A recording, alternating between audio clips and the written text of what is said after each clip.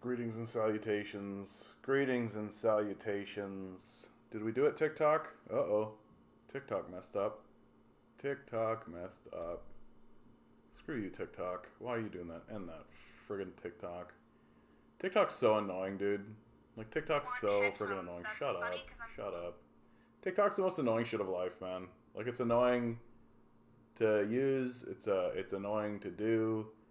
It's got, like, a lot of different features and things like this, but the truth is that it's fussy as fussy gets. Like, it's so fussy. Like, I wish it was, like, if I don't have the screen placed in an exactly perfect place in an exactly right kind of condition, it just completely futzes up. Ugh. Anyway, hello, how you doing? We did it. Hello, world of TikTok. How we doing? Here we are. We've done it. For once, we finally done it. Today's the first day where I'm actually testing the new internet.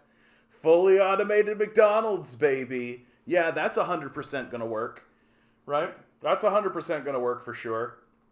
I love this idea that, like, we're gonna I do think that we are gonna fully automate things, but they're gonna need, like, security staff. They're gonna need people around. Like, what is actually stopping people from just, like, walking up to the thing and just collecting all of the stuff? Like, for real. Like, what is actually preventing people from doing it? But I mean, it's the beginning of the end, baby. Like, it's the beginning of the end.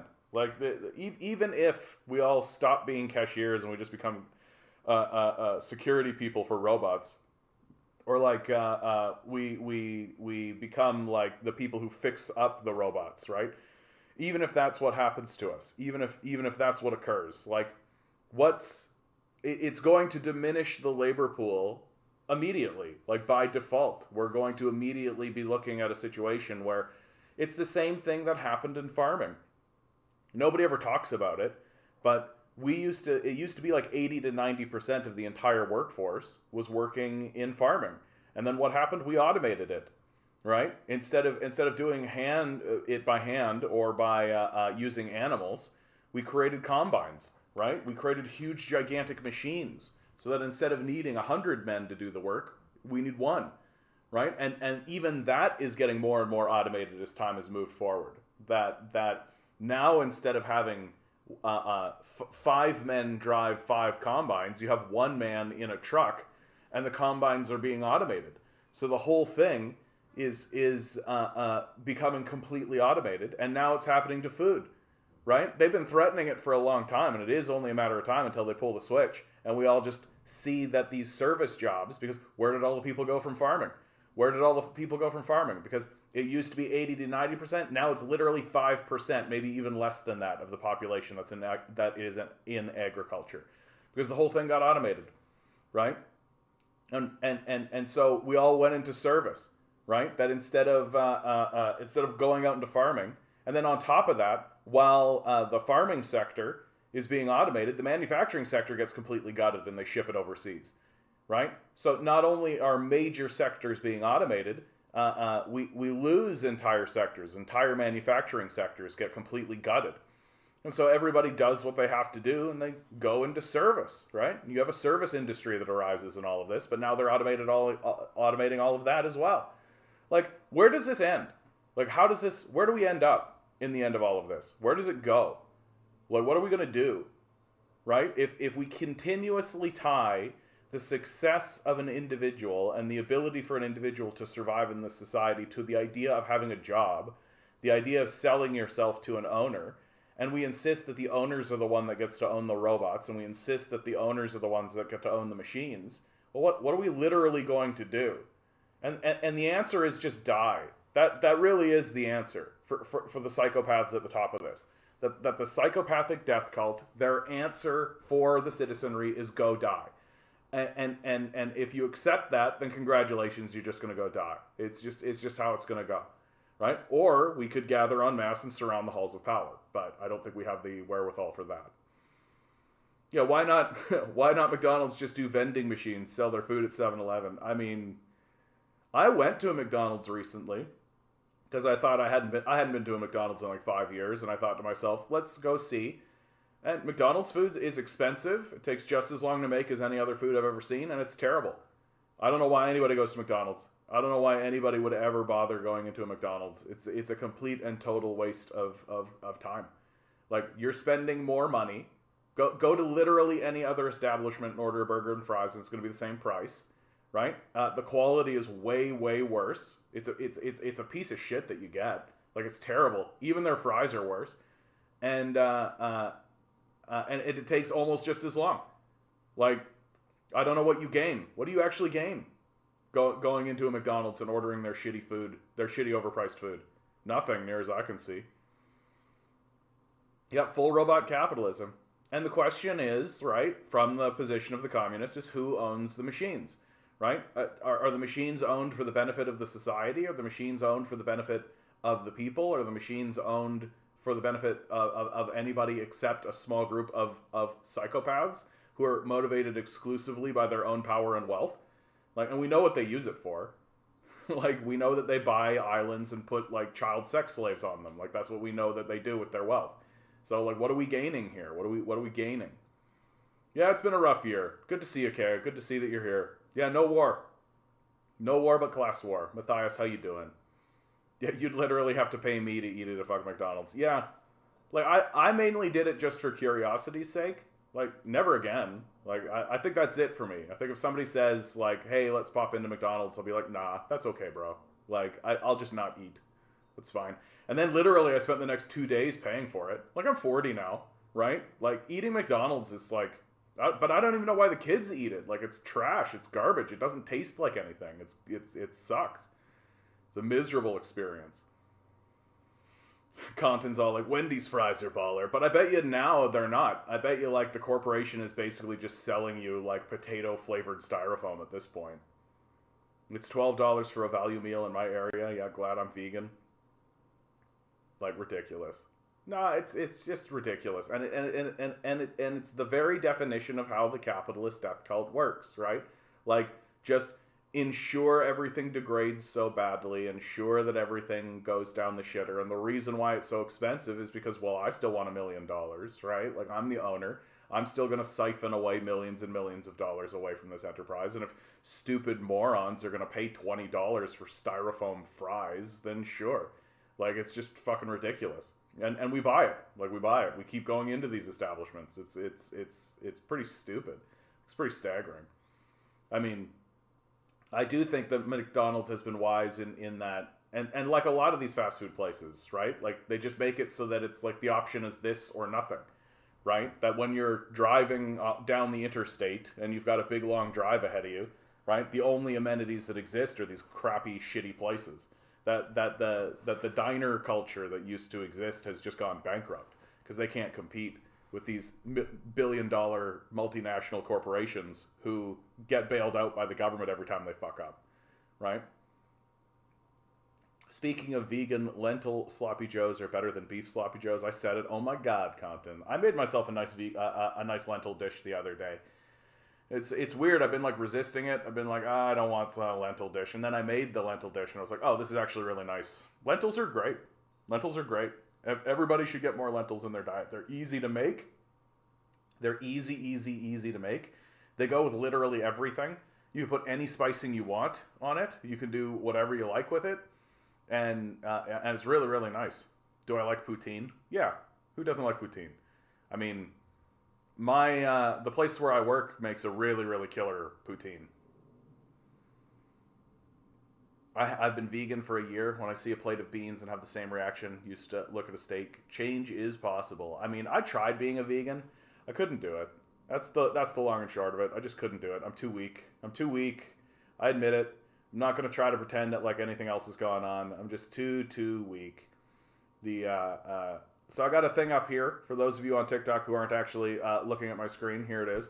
Before he steps down, I'd just like to thank Elon Musk for shattering the myth that billionaires are smarter, more hardworking, or simply any better than anyone else in the most public way imaginable. Absolutely. Like, that's the real blessing of this Elon Musk Twitter fiasco. Is, like, I'm absolutely positive that when he steps down and leaves, he'll come up with some grifting narrative that he'll spread around so that his simps will all be like, oh, Daddy Elon, he knew what he was doing the whole time. Yeah, Daddy Elon. Yeah, absolutely. He's not just a a child man who was handed a $1 billion fortune, using it to take credit for other people's inventions so that he could continue grifting a bunch of idiots into thinking he was actually smart or interesting or actually capable of doing any of the things he promised to do. Yeah, Daddy Elon's going to take us to Mars. Absolutely, that's happening. And now here he is, just like catastrophically destroying something that was working. Like this is the thing that's so embarrassing for him, and so embarrassing for the billionaire class generally. Like, this is what they do. This is how they are. They can't help themselves. But they will walk into things and into projects and into corporations that are otherwise working, right? And they'll just destroy them. And it doesn't matter to them. That's the thing. It literally doesn't matter. It doesn't matter to the rich. For two solid reasons. Solid reason number one, they have so much money that it just doesn't matter, right? So $44 billion, oh no. So Elon Musk is going to lose $44 billion, oh no. His quality of life isn't going to diminish at all. Everybody knows he's still one of the richest men in the world, even after the fact. Like, it doesn't matter. He has no investment into making this thing work. He has no investment in actually making it succeed. For him, it's just a toy, right? He doesn't care that he's ruining all these people's lives. He doesn't care that he's destroying people's life's work. He doesn't care about the exploitation and the destruction. He doesn't care. None of it mattered to him, ever, at any point. He's literally detached from it. He's incapable of the empathy and compassion required to give a shit. He can't give a shit. It's not possible. And so for him, it doesn't matter if it fails. But then number two, if it does fail, guess what's going to happen? He's probably going to bribe some politicians and they're going to bail him out anyway, right? That's how it works. Remember the 2008 financial collapse? Remember how the entire banking sector went down? What happened? Oh, they all got bailed out. Oh, remember COVID? Remember how the economy collapsed and everything went to shit? Oh, remember what happened? Yeah, they all got bailed out, right? There's literally no punishment for failure anymore in the society because the society's gone full fascist. That the business class has taken over the government. They've merged, which is the definition of fascism, according to Mussolini. And this is where we're at. So what you have is a corporate sector and a wealthy class who are rapists and pedophiles to an individual, or at least working hard to ensure that no one gets outed. And they have no incentive to succeed. So they're just going to extract as much wealth as they can from the society, impoverish the maximum amount of people they can, and when the time comes for the citizenry to go, hey, can you maybe not do that? They'll just throw cops at us. Like, that's what we're looking at. Like, that's what we're looking at. Good to see you, Beto B. Grinning says, no shame implied, just saying I'd rather have curried sweet potato over a burger. Oh, no, I'm not ashamed of it. It's just, I wish I was in your position. Grinning. I wish I was in your position. Really. Like, I've gotten to the point now where I don't buy meat for my household, and when I eat some of the food at work, I try really hard. I could do a little bit better to be a bit more vegetarian, but I try to be in that vein. It's only when I order food, like it's only when I go to an establishment that I'm just like, I'm gonna for sure have some meat here. So baby steps. We're all trying our best, and there's no reason to shame yourself on an individual level over these things, right? Like massive multinational corporations are like way more involved and way more invested in these sorts of things. But we're all trying our best. Good evening to you, Anemone. Absolute pleasure to see you. Good to see you. Yeah, grinning. I'd like to see the ruling classes at each other's throats. Yeah. I mean, they're not really right now. Like, this whole Twitter thing, like, you can see, like, people have commented on it. People like Warren Buffett have commented on it. And his position is just kind of like, oh, yeah, well, that's a thing he did. You know, and it's kind of working, I guess. You know, or it didn't work. Yeah, what are you going to do? Right? Like, he's not, none of these billionaires are going to come out and look at Elon Musk and be like, this is a catastrophe, and he's, oh my goodness, he's really revealing his income. Like, I think all of these guys, all of these billionaires understand fundamentally that what Elon Musk has done is just play with a toy. That's it. Like, I don't think that they took any of this very seriously. I don't think that any of them really cared about Twitter. I don't think any of them really, like, Warren Buffett's not posting on Twitter, right? Like, they don't give a fuck. It's just a toy as far as they're concerned. So why shouldn't he destroy it? That's the nature of the billionaire class. Like, they're all detached. Yeah, no one should have, exactly, Swirling Dervish. No one should have that much money. It's vulgar. Yeah.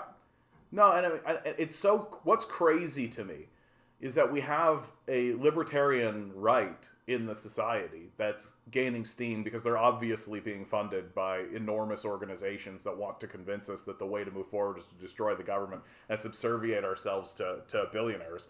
But you have honest citizens just being like, yeah, we need to get rid of all systems of accountability and all systems that exist in order to be accountable, and instead allow single individuals to have billions of dollars and they'll regulate themselves.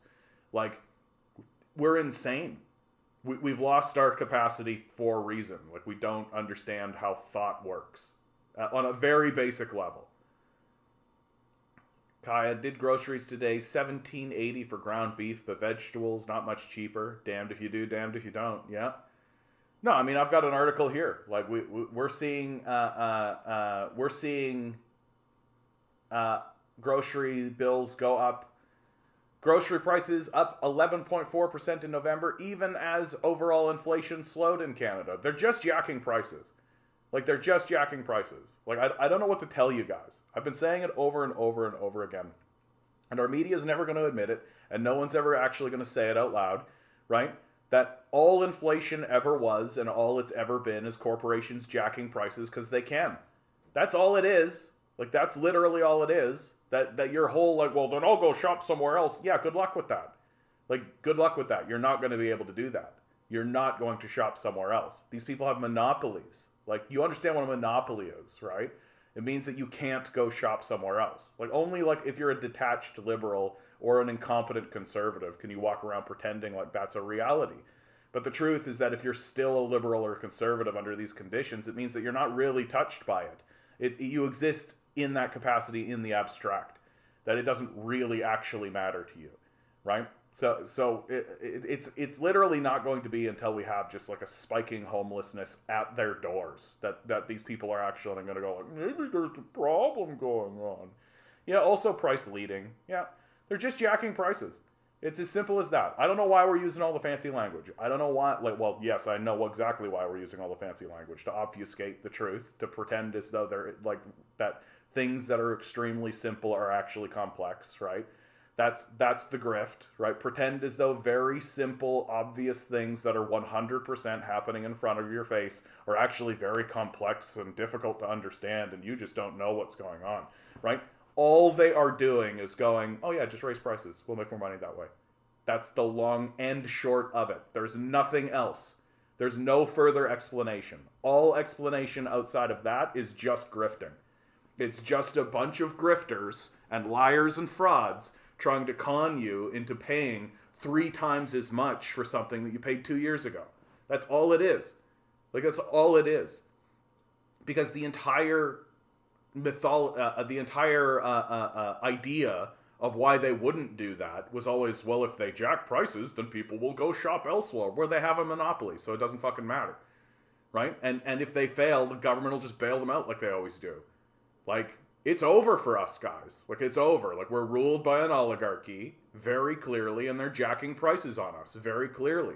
And this childish idea that we're gonna just, oh, well, the free market will decide, and we'll just go, like, it's baby talk. Like, it's literally babies talking and just publishing in the highest possible media levels.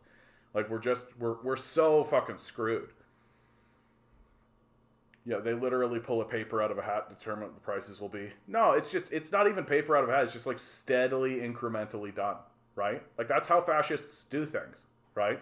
Steadily, incrementally rise the prices of things, or steadily, incrementally encroach on people's rights until there's a serious reaction, and then stop where that serious reaction happened, normalize it, and then steadily increase. That's how fascists work. That's how they do it. You can get away with a lot if you do it slowly enough. Right? And that's all they're doing. So instead of just jacking it from like $2 to $5 overnight, they're going to do it over the course of a couple of years.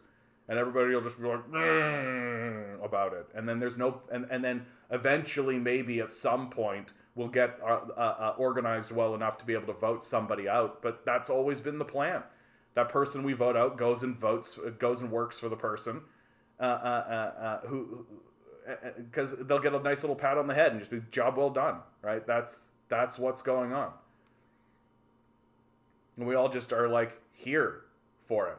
We're all just fucking here for it. They don't care about poor people as long as they put a fence up, some nice billboards, they can keep ignoring us. We need to stand up and stop waiting for them to take action. Yeah. Like, that's the hard truth of it. And people don't want to admit it. Like, people don't want to admit it. I keep having these conversations over and over and over and over and over and over and over again. People have deluded themselves. They think that the system is going to start responding to them at any moment. They think that somehow the system that is completely structured to be against them, that is completely structured to destroy and dismantle them, that is completely structured to enrich a small group of psychopaths, right? They think that system is suddenly going to have a come to Jesus moment and is going to start reacting and responding rationally to the public. They're fooling themselves. Like, we're deluded at this point. And we're just, it's the delusion of hopefulness. We're just in this state of hope that, oh, the system will eventually start responding. It's designed not to. It on purpose, right? And if you actually do manage to vote out, like, let's say someone like Doug Ford, right? Let's say you manage to vote out somebody like Doug Ford and get in some liberal, right? Which is the most likely thing to happen. And get in some fucking liberal. Well, Doug Ford will just go work for the people he was always working for in the first place. And then the liberal will basically do the same, except maybe give a 0.25 tax percent increase on the wealthy to show, like, look, I did it. I raised taxes on the wealthy by 0.234%. Yeah, we did it. And then turn around and, of course, give them a massive bailout that's worth like 15% of whatever their wealth cap is. Like, it's just we're and as a people, we're just completely brain dead and completely blind to it. Like, it's getting to the point where they're just rubbing it in our faces. Like, there's this show that's just come up on Netflix called The Recruit. I don't know if anybody's seen this. If you've ever seen this show called The Recruit, right? And this show, the whole premise of it is that there's a lawyer that goes and works for the CIA and tries to export or tries to capture somebody who's going to release information about the CIA, a previous CIA asset. And the entire show is just like, yeah, the CIA is an evil organization that's obviously evil, but what are you going to do about it? Like, that's the long and short of the whole position. And it's what I've been saying the whole time. Like, eventually they're just going to start making media where they're just going to say, yeah, we're an evil empire. What are you going to do about it? And this show, The Recruit, is like the first shot across the bow. The very first thing that this guy does is goes and intimidates a senator who wants to read a CIA document on the floor and gets him not to through intimidation. Like, that's the first thing he does. And we're all supposed to be like, good job, fascist. Well done, fascist. Because the CIA is supposed to have more power than the Senate, right? Elected officials should subserviate themselves to the clandestine CIA. Absolutely. Like, this is what's happening in the society. And they're going to do it right in front of your face. Like, they're going to do it right in front of your face. Like, it's not too much longer until we get, like, a show like Brooklyn Nine-Nine or something that's about the military just going and destroying Muslim nations. And all of the Muslims will be like, oh, hello, hi, how are you today? And, like, they're going to be, like, cartoonified versions of Muslims. And the military will all be just, like, dopey, like, while they commit, like, some of the most egregious war crimes that the world has ever seen. Like, and it's just going to be put in front of our face, and they're all just going to be like, yeah, sure, we're dopey, stupid, and kill a lot of people, but what are you going to do? What are you going to do? Because you're not going to do anything. Like, that's the truth. You're not going to do fuck all. Zaid Hazin, how you doing, bud? Hope you're here to be beautiful. This is not an attack or anything, but how do you justify what's happening in communist countries? What's happening in communist countries, bud? Like, from what I see, what's happening in communist countries is the eradication of poverty, the building of major infrastructure projects, the spread of egalitarian wealth throughout the society, the starvation issue and hunt for food. Literally no idea what you're talking about, bud. Like, stop listening to the CIA. That's my advice for you. Like, for real. Stop listening to the CIA. Simple as that. Like, simple as that. that the CIA and the FBI and big gigantic, from what you're hearing from who? From who? Fox News? Like, from who? Right? Stop listening to the CIA. Like, stop actually listening to media outlets. Go find actual academics. Like, this is the thing. When you actually try to engage with actual academics and people who actually care about facts and evidence and reality, where there's peer-reviewed papers and there's actually things where there's evidence that's required, right? Your whole narrative of like, oh, there's communist countries today where people are starving is a fucking total myth. Like, beyond a myth. Past it. Myth is the nice way of saying it. It's a total fucking fabrication. It's total fucking bullshit. The reason why there is no academic walking around talking openly about the atrocities and the crazy shit that's happening in communist countries is because they know that it's a lie. One that's easy to debunk. Easy to debunk. Literally by going and looking at the place. Like, which you can do on YouTube, for Christ's sakes. Like, it's getting to the point now where it's fucking embarrassing that if you're still walking around pretending as though that communist countries are shitholes or in this a state of decay or any of this kind of stuff, you're just an embarrassing child. And I'm sick and tired of people coming in here and pretending like something else is happening. Stop listening to the CIA. Turn off CNN. Turn off Fox. Turn off the billionaire news. Turn off the news that's funded by the billionaire class. Just turn it off. Go take a look at some Harvard studies. Go take a look at Oxford. Go take a look at the Indian universities, the Pakistani universities, the universities throughout Europe, for God's sakes. You know why nobody stands up and actually goes? You know why there's no academic that actually stands up and writes a book about things like the famine that happened during Mao's Great Leap Forward? Because they know that they will be debunked instantaneously. Because it's someone's job to do that, right? You can't become a PhD scholar. You can't become a person if you just write down a bunch of things that didn't happen and say citation, source, trust me, bro. Right? They're going to look at it and be like, yeah, this prestigious 100, if not 1,000-year-old institution is not going to accredit you for just writing nonsense on a paper on behalf of the CIA. Like, it is time for us to fucking grow up. Like, there are obvious organizations that are obviously trying to lie to you constantly. And you think that they're not lying to you about their actual antagonist, the thing that they're most concerned about. The CIA was created to destroy communism. The McCarthy era existed to destroy communists. And now they're telling you the truth, though? Everything's real that comes out of the CIA now? Like, Jesus fucking Christ. Like, just type in.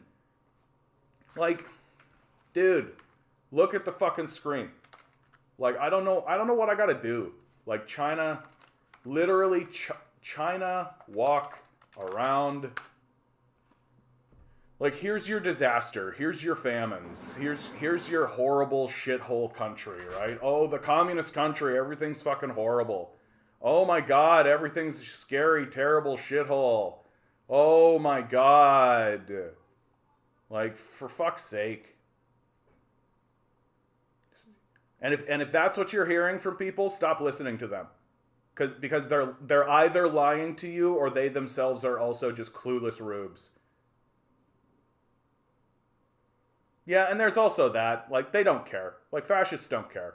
Like, they don't care about reality or facts or evidence. Like, they care about domination and control. Like, that's what they care about.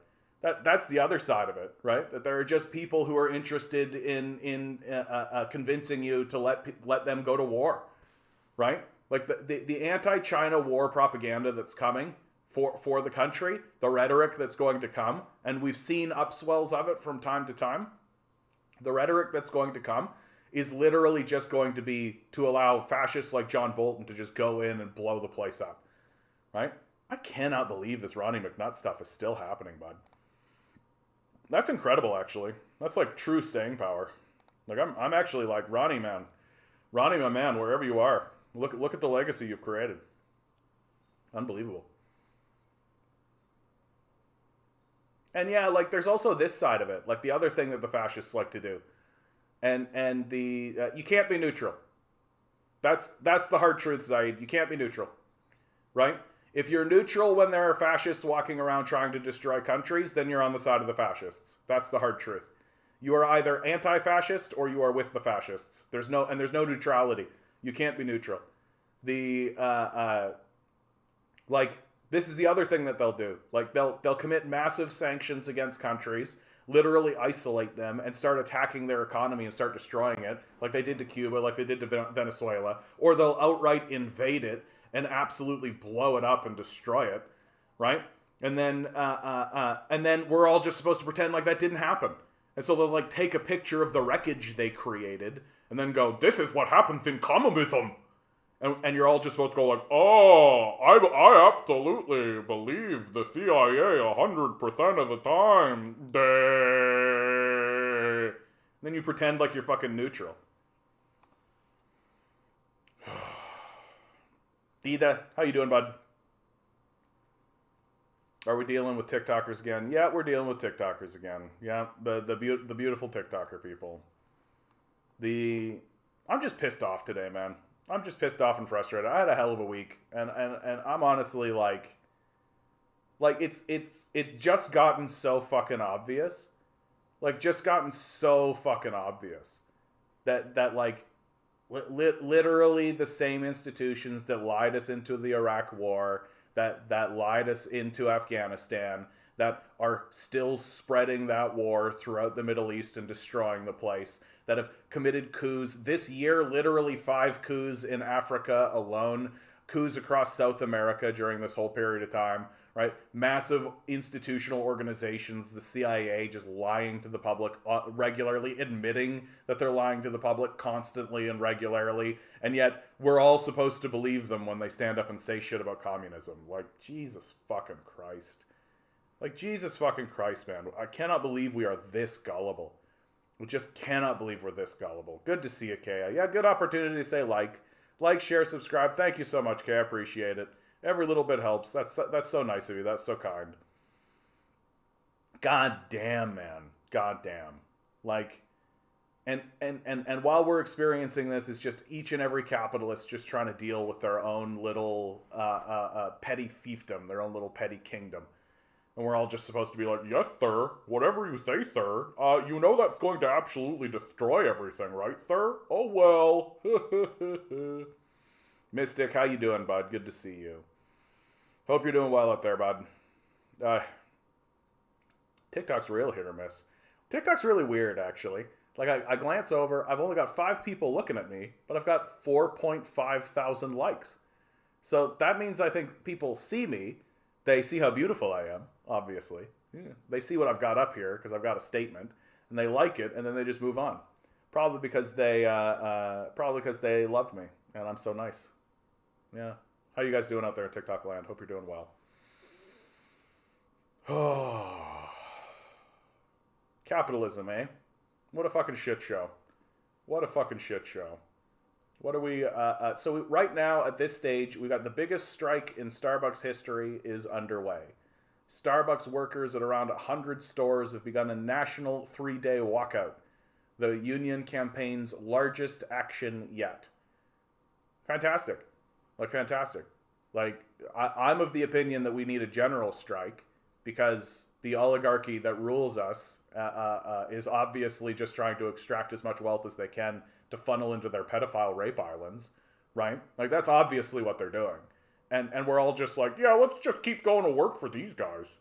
That makes sense. We're normal. What a normal people. We're such a normal society. Generation Y me. So, OMG, have you seen that Mr. Sunshine Baby channel? Well, probably not with a name like that. It's just clips of Canadian Parliament being anti-China, and everyone in the comments is like, we should hate China more. Like, I straight up don't get it. Right? Like, I straight up don't get it. Like, why are we afraid of other people? Like, this is the duality of Western civilization, is that we like to believe that we are powerful, strong people, right? Like, this is part of the Western narrative, that we're a powerful, strong people. We're the greatest country that ever lived. We're strong. We can't be toppled. all of this kind of stuff. But we're obviously cowards. Like, we're so obviously cowards. We're so afraid of everything and every nation. We're literally just the most cowardly people who I think have ever lived. We've got nuclear bombs, an enormous military, the largest military the world has ever seen, the capability to wipe nations off the map, and we're scaredy cats. We're just little tiny baby cowards who can't handle even the most basic of just like people telling you the truth. We can't handle like basic realities. And so we gotta like look at places that are doing better than we are for very clear and obvious reasons and go, they're bad people and scary and terrifying, because we're too dumb to do anything else. Jesus Christ, I'm in a bad mood. Yeah, I'm really realizing it, man. I'm really realizing it. I'm really going hard right now. I'm going hard in the paint. Like, I'm just like, things could be so much cooler than this. We could have such a cooler society than this. Like, our society could be easy. We could literally be like going to a job that's easy, like our parents did, right? Do the job that's easy, have a house, a wife, kids, a car, go on vacations. But instead of that, we gotta funnel all our money towards a pedophile death cult. Yeah, we really know what's going on for sure. And the best thing that anybody can say when they come on in here is, communism's the worst thing that ever happened. Show me the fucking pedophile cult. Where's the pedophile cult that happened under communism? Just that by itself. We don't need to go any deeper. What? Show me the Jeffrey Epstein pedophile island that happened under any communist regime. There's one happening right now. There's one happening right fucking now in the Western world. And we're all just supposed to be like, yeah, you should expect that kind of thing. That's just normal. Like, get the fuck right out of here. Food service going on strike would be hilarious. I mean, the ancient Athenians and the Romans used to literally, the working people used to literally just leave the city. They would all just pick up their shit and walk out. And just like go to the countryside. Just live in the countryside. And just be like, yeah, you deal with it, you fucking rich cocks. See how you like it. Like, I think that's what we should do. We should just fucking en masse abandon these cities. And just tell the rich, deal with it. Your problem. I mean, that's going to happen anyway, right? That we fucked up so badly. Capitalism is such a fuck up that it's actually declining the birth rate. That while other nations are struggling with birth rate and they're struggling to keep a cap on it and they're having to pass things like the one-child policy and like having to actually be like, okay, don't have too many kids, everybody. I know we're spreading prosperity and goodness throughout the society. I know we're doing what we can to try to make things better for everybody, but don't have so many kids that you blow things out of proportion, okay? That's what communist countries are having to do. But over here in the West, we're literally like, oh, we're just not having kids anymore. So we're in a population decline, which the wealthy solution to all of that is let's increase immigration, which like I'm pro-immigration, I'm fine with that. But we know how the far right is going to react to that. We know how they're going to react. We know that they're going to start scapegoating these people. So they're just, all these liberals are just building a civil war in place for these fascists to start rounding up people. We know how that's how they roll. And we know that's how Westerners are, right? Like, Westerners aren't just going to watch a bunch of brown people come in and be like, oh, good, the population decline is under control. Like, that's not going to happen. Like, it's just a fucking catastrophe. Generation says all of retail going on strike on the week of Boxing Day would be awesome. I dread Boxing Day. Yeah, dude, tell me about it. Like, I'm at least happy that I work in the type of industry I work in now. Like, I'm not in proper retail any longer. I used to work in a toy store, and, like, Christmas was the thing, and then Boxing Day was, like, a whole other thing. Kaya says, did you see the new stealth flying killing machine? This is what the greatest are spending their time on instead of making humanity better. Yeah. Like, just a new way to kill each other, a new way to subjugate one another, right? I mean, are we surprised? Like, I know I'm really pounding on this, like, pedophile sex island thing a lot today, but, like, it seems like we've just forgotten. It just seems as though, as a people, we just have forgotten that the Jeffrey Epstein scandal exists. We seem to have forgotten that they incarcerated Ghislaine Maxwell, but they won't release the names of the people who used her, right? It seems like we've just completely forgotten that the CIA and the FBI and the State Department are actually covering for the rich and the powerful in the most brutal sex scandal that has happened maybe in the history of America, that you literally need to look at like the Catholic Church and its pedophile sex scandals to find an equivalence. And you're fucking fooling yourself if it's not still happening. They they murdered Jeffrey Epstein and incarcerated Ghislaine Maxwell, but they have other assets. They can continue this. They just buy a different island and keep raping children, right? And so if that's what they're willing to do, what the fuck do you think they're willing to do to you, right? They're willing to round up random little girls and boys and just rape them on an island. Like, what the fuck do you think they're going to do to you? And this is what we're funneling all our time and energy of. This is what capitalist simps apologize for. This is what they come in here being like, capitalism's the greatest system ever. I love pedophiles. Like, Jesus fucking Christ. Look at Z, how you doing, bud? This mindset dates back to colonial times. The spooky, scary colored people will overtake us. We must keep pushing the borders of civilization against these savages. Old colonial maps labeled as unexplored lands with the word cannibals. Yeah, classic stuff. Classic stuff. And I mean, it's useful, right? This is why we say that it's a white supremacist system, right? Is that all of the wealthy and the powerful, the billionaire class, right? They're white. And as long as they can keep other white people distracted. And how do you distract white people? You point at the brown, black people, right? And you say, those are the problem. They're coming for your jobs, right?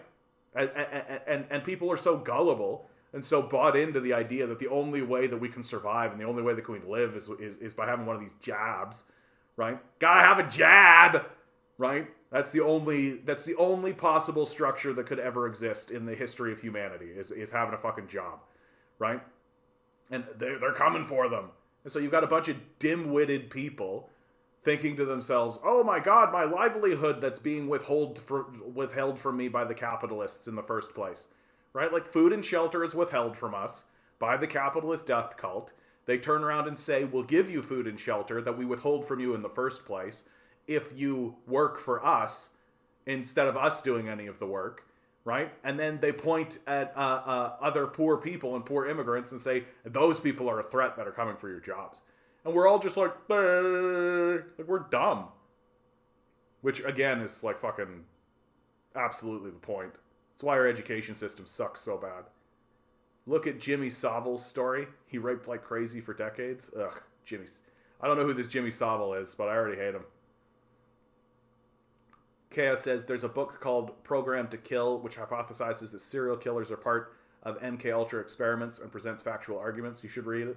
Well, I mean, one of the big questions that people have asked me before is like, why are there less serial killers? And I'm like, what are you talking about? Like, there's so many opportunities for serial killers now. Like, if we have an entire organization called the CIA that is invested in the idea of finding out who are the serial killers, right? And if you found out who a serial killer was or found out who a psychopath was in your society as the CIA, you're like, oh, that's an asset. That's somebody that we can use, right? Somebody who doesn't mind killing other people and in fact actually seeks it out and finds pleasure from it. We should approach that person and we should say, hey, we should put you in a position of prominence and power, right? Or we should put you in a position where you're actively murdering people. Right? Like, you think the people who did George W. Bush's torture campaign weren't fucking serial killers and psychopaths? Like, you think the reason why they weren't pushing on that was, you think they weren't going, oh boy, I get to torture about a bunch of people under state power? Like, that's 100% what happened. But this book hypothesis is that the CIA created them. I mean, I don't know that I would ever agree with the idea that the CIA creates psychopaths, but like, because there's enough of that in humanity, right? There are just people who are like that. Like, I think that that's true. But I definitely could be sold, and I definitely could believe that, the CIA is definitely cultivating psychopaths, for sure. Generation YME says, Jimmy had a TV show on every night in the UK. He was a big philanthropist in a hospital that specialized in spinal injuries. Yes, and I'm sure that hospital had nothing to do with being a front. These people are just such fucking scumbags.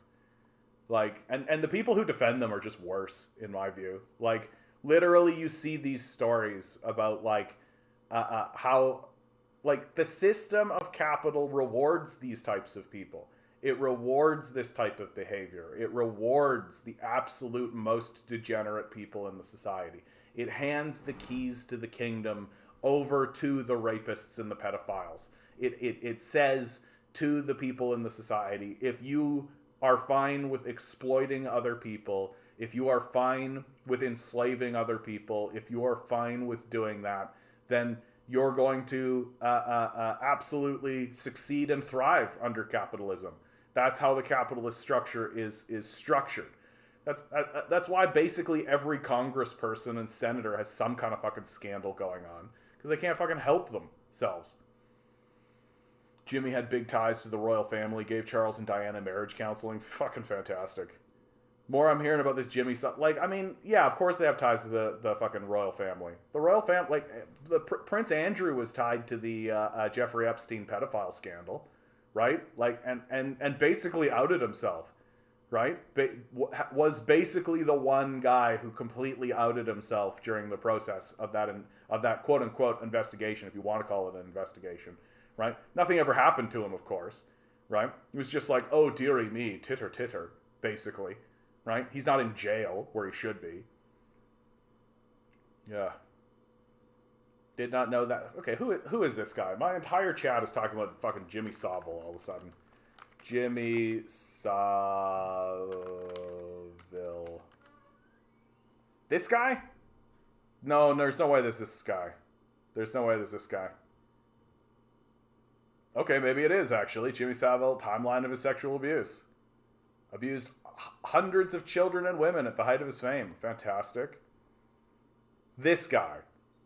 This obvious, like, take one look at him and you're like, yeah, that's a pedophile. Like, fucking an English DJ, television and radio personality who hosted BBC shows, including Top of the Pops, Jimmy'll Fix It.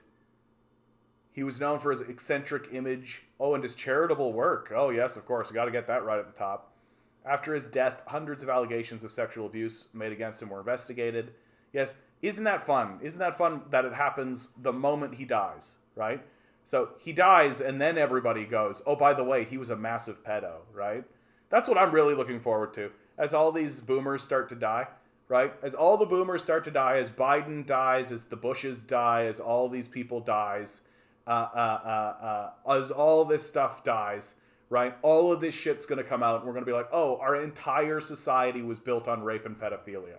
The entire structure at the top echelon. And it's all just going to come right out in the open. And when it happens, the CIA is going to be like, yeah, we were doing it the whole time. What are you going to do about it? And that's fucking what's going to happen. I love it. We got Kevin S. Wait until he finds out he was close to the Queen. I already knew that. Somebody already told me that. But, like, why is this guy close to the Queen? Here, let's just Control F Queen. No. There's no way this article doesn't talk about... Yeah, this article completely doesn't talk about his connections to the Queen at all. Right? In the 1990 Queen's Birthday Honor, Seville was made Knight Bachelor. So he's a knight. Very nice. Entitled to use the honorific prefix Sir, which I'm sure he made his little girls say. Right? Yes, sir. Prime Minister Margaret Thatcher made 4 attempts to have him knighted before succeeding in her final year in office. Oh, following the allegations of sexual abuse, British Prime Minister David Cameron suggested that it would be possible for Savile's honors to be rescinded. Oh, there you go. Oh, yeah. Man, you have 18k likes on stream. I'm looking at my likes right now. I've only got 4.5. That's what it says. 4.5. But whatever. Maybe there's a thing. I'm happy with 18k likes. That's fine by me. I never know what's going on at all. Royal. Good call. Oh, yeah, here we go. Royal family. Yeah, here we go. Good call, Kaya. Good call. Okay. Savile acted as unofficial advisor to Prince Charles, who sought his advice on a number of occasions on how the royal family ought to interact with the public and the media. In 1989, Savile handwrote an unofficial set of guidelines to Charles on how members of the royal family and staff may respond to disasters.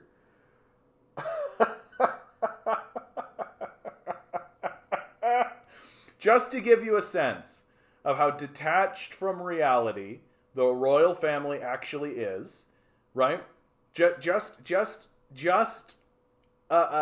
in case you thought that the royal family knew what was going on, right? These are the people that they're asking advice for. Yes, there's a television personality who's also a pedophile. We should ask him how to interact with the public. Very good. Very good. Oh my god, dude. What a fucking catastrophe. What a fucking ridiculous culture we have. And I love the people who are like, Western civilization is the most important part of the government. And you're just like, I'm looking forward to these people being dead. Really. I'm really, really looking forward to like it. And it's going to be soon, right? Like, the Queen already died. I hope she burns in hell. And Charles is going to go soon. It looks like there isn't going to be very much clout left in the royal family. You already have, like, the heir of the throne stepping down and being like, yeah, I'm not going to do that. Like, maybe his brother will, right? So this entire institution is just going to die off, thank God. And then on top of that, like, the Clintons are going to die, the Bushes are going to die, right? Like, everybody's going to fucking die. And I'm just, like, here for it. I'm totally here for it. I'm here to live in a world without these fucking pedophiles and rapists. Let's take a look at the next generation of pedophiles and rapists. Oh, I'm sorry, Kea. Will is the heir, not Harry. My mistake. I'm sorry. I don't know the ins and outs of a little pedophile cult. Like, sorry, my fucking bad. If you're looking on TikTok, be sure to like it. Be sure to share it around. I got 10 viewers. It's the lowest I've ever had. I'm used to having like 200, 300 viewers. It's probably because I'm saying the word CIA a lot. It's probably because I'm saying the word CIA a lot, and they're doing everything they can. Yeah, absolutely, Santora e Britannica. Fuck Britain and the full royal family, for sure. Well, and it's crazy what's happening in the UK right now. Like, the UK is going full-blown fascist. Like what the legislation that's getting passed in the UK, right? And everything that's happening, it's just, like, absolutely brutal. Yep, take the dying paradigm with them. Absolutely, Marie, for sure. That's a solid first comment, D. Marie. That's a solid first comment. Because, like, this culture is going to go into a massive decline very, very fast. Like, very, very fast. Way, way faster than we're expecting. And all of these people who are clinging on by their fingernails that there's going to be some kind of rational response to the despair that capitalism is spreading throughout the society are going to hit a brick wall.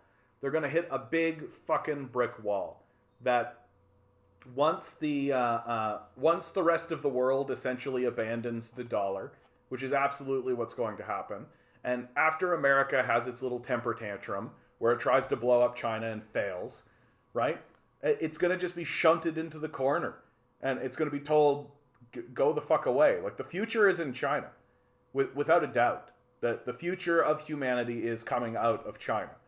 And it's not going to be too much longer until China starts producing its own Hollywood-scale films, and China starts producing its own kind of culture on that scale, that the rest of the world is actually going to look at and be like, oh, this is more in line with what we hope to see for the future.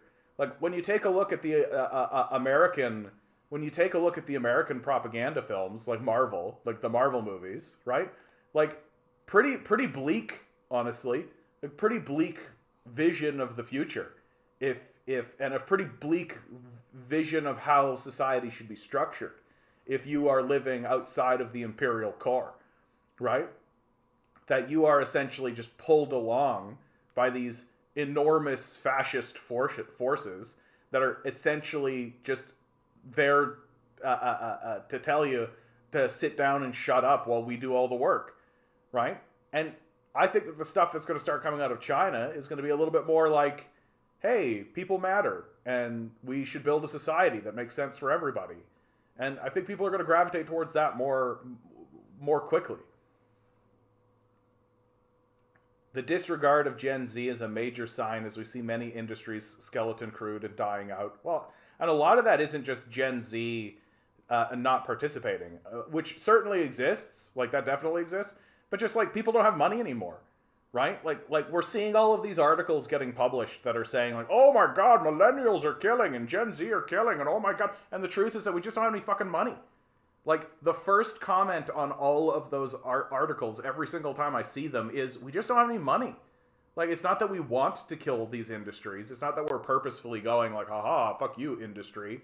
It's that we don't have the money to participate.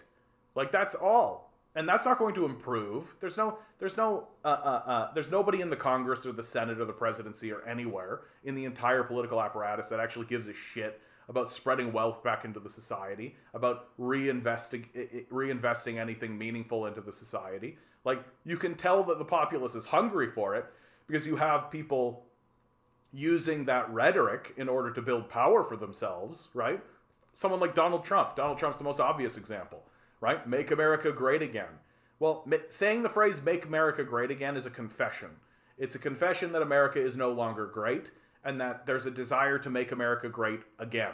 And but that's all just rhetoric. That's all just bullshit that Trump says in order to get rubes to vote for him, so that he can become the president. Like, that's it. That's his whole goal. He's not interested in and for God's sakes, one of the very first things he did when he got into office was cut taxes for himself. Like, he doesn't give a fuck about us. He doesn't give a fuck about anybody. Like, these red hat mega rubes, it's just crazy to watch, man. Even though the complaint that they have is legitimate, that we have been abandoned. Like, we've been abandoned by a death cult that is absolutely invested in destroying us. Like, it's absolutely the case, and we're not going to suddenly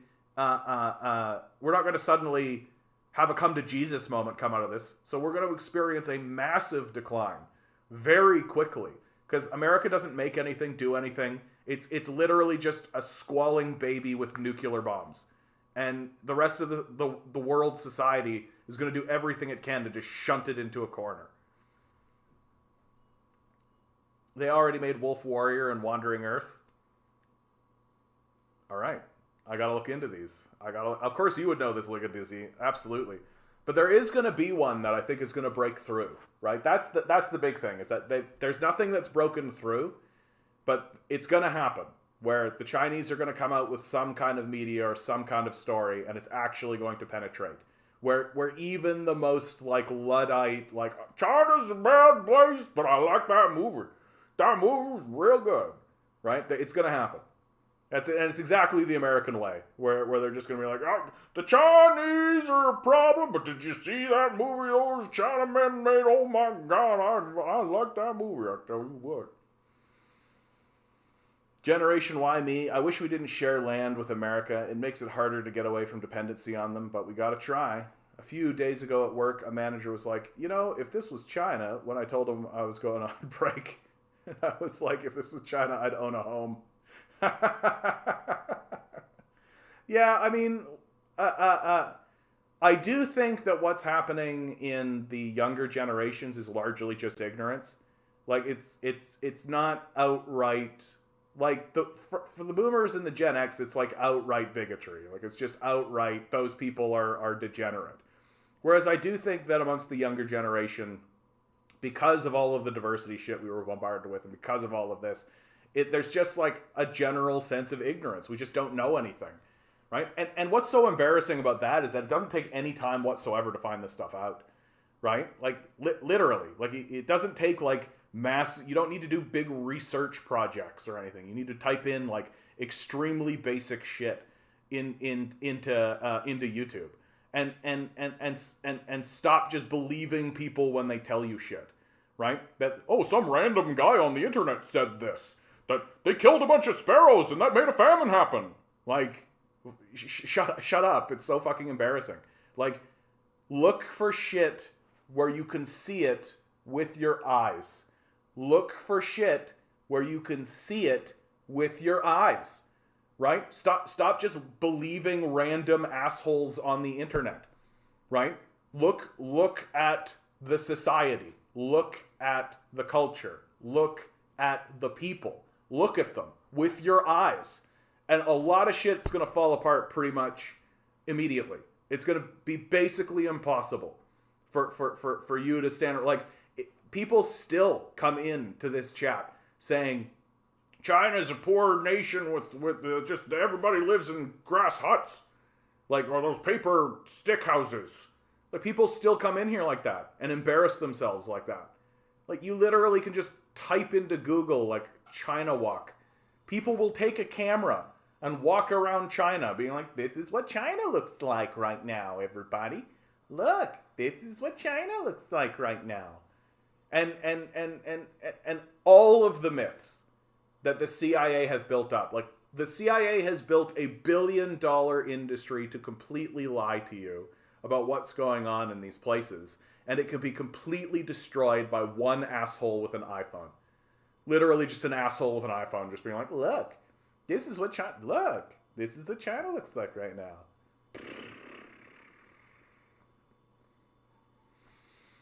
Oh yeah, Monkey King. Yeah, Monkey King is a very Chinese movie though, because the story of the Monkey King, like, that's a very Chinese story, right? Like, I'm waiting for China to come out with, like, what's the name of that movie? It wasn't Parasite, right? Like, China's going to come out with a movie that's more like that, where it's about regular people living in the society, right? That those are always the films that do very well internationally, and those are always the films that go throughout. Because the reason why it's not going to be like Monkey King or any of the Chinese mythical stories is because those don't matter to Westerners. Like, we don't really care about any of those. We didn't grow up listening to those stories or any of that kind of stuff. It is going to be just like a story of a Chinese kid experiencing his own life in China. Oh, by the way, Vince, if you're still here, bud, I think you came in. I didn't say hello. Hello, if you're still around, Vince. Von Schwingner, good to see you, bud. Hello, my comrades to the north. Hello to you. Yeah, this last Top Gun movie was U.S. propaganda for sure, dude. For sure. Like, bro, like, obviously. Like, the U.S. military uses that Top Gun film as a recruitment tool. Like, I've seen pictures of U.S. military recruitment centers with Top Gun pictures and things like this. Like, it's really fucking obvious. Really, really fucking obvious. Damascus Time is a dope movie from Iran. Some of the coolest action movie scenes ever. You know what I love about Indian and Middle Eastern movies is that they're not trying to trick you into believing that the special effects they're using are real. That's a big thing in the West, that they want you, on some level, they want you to believe that what you're seeing is real or has some kind of reality to it, so that it kind of, there's like a continuity of believability that oh, this is my real life, and then I guess it makes sense that a guy could like shoot rockets out of his arm, or like that there would be a Spider-Man and could kind of do that kind of stuff. But those films don't give a fuck about that at all. Like, they don't care even a little bit. They're literally just like, yeah, I like jumped through the air and then I hit the propeller blade of a helicopter with my pinky, and that made the helicopter spin backwards. Like, it's like obviously bullshit, but like you're there for it. You know what I mean?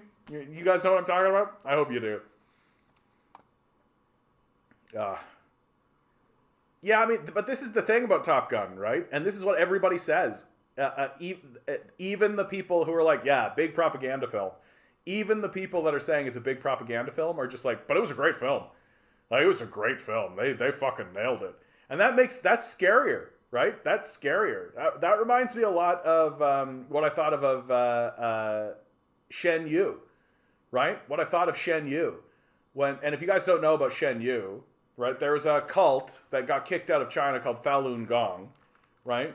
Shen... Come on, John. Type properly. Shen Yun. There's a cult that got kicked out of China for being a weird little cult. And now they travel across North America doing like anti-Chinese propaganda through this dance performance and this ballet performance that they call Shen Yun, right?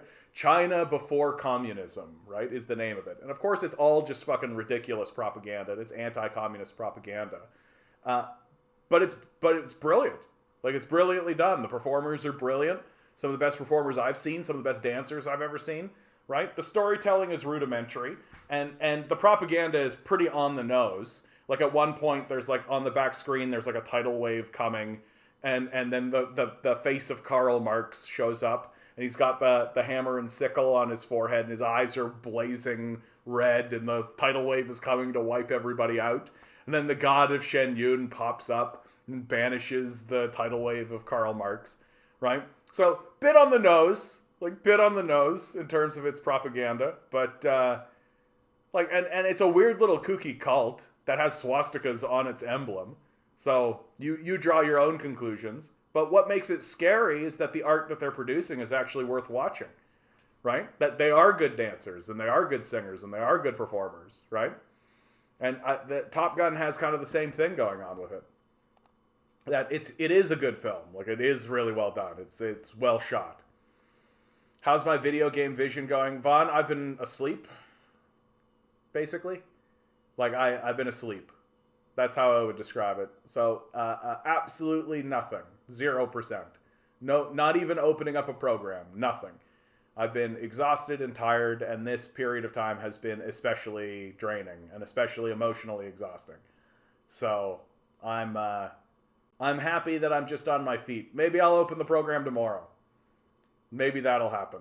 That's actually a good reminder, because I would like to continue that pursuit. And because I think that Unreal Engine, like, if you guys don't know, if I was a 12-year-old kid and I knew about Unreal Engine, I'd just push all my chips in that. I wouldn't do anything else. I'd be like, yeah, school's a wash. Fuck school's pointless. University's pointless. Career is pointless. Like, all of that's pointless. I would be looking at this Unreal Engine 5 and just be like, there you go. That's the thing to learn. That's the thing to know.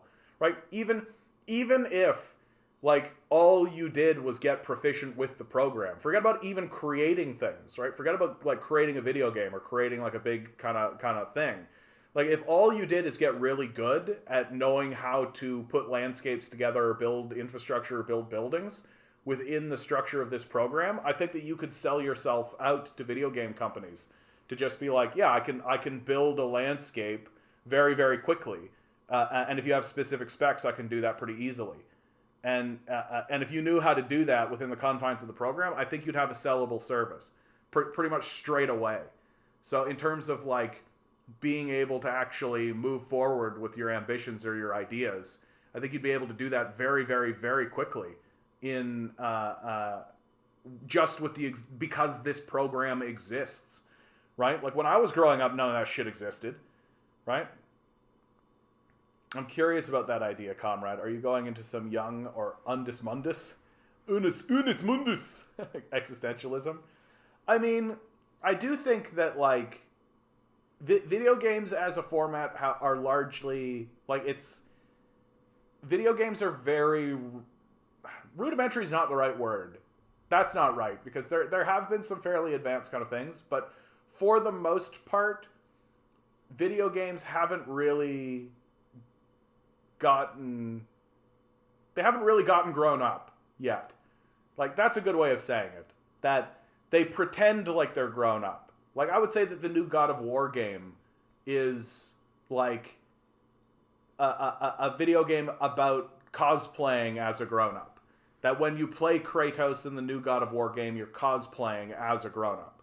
But it's not actually a grown-up game. You're not actually grown up. Like, there's not actually serious things happening, right? And video games are not quite there yet, where they're starting to explore, and I think there are exceptions to this, but they're not really starting to explore more serious ideas and more serious concepts. but even as I say this, there's like what is exactly am I trying to say? Like, what video games are really rife for, like what they could be really useful for, is actually creating economic systems and showing very clearly how economic systems actually would work, right? And not only showing people, but allowing people to interact with economic systems in such a way that you can actually test your ideas.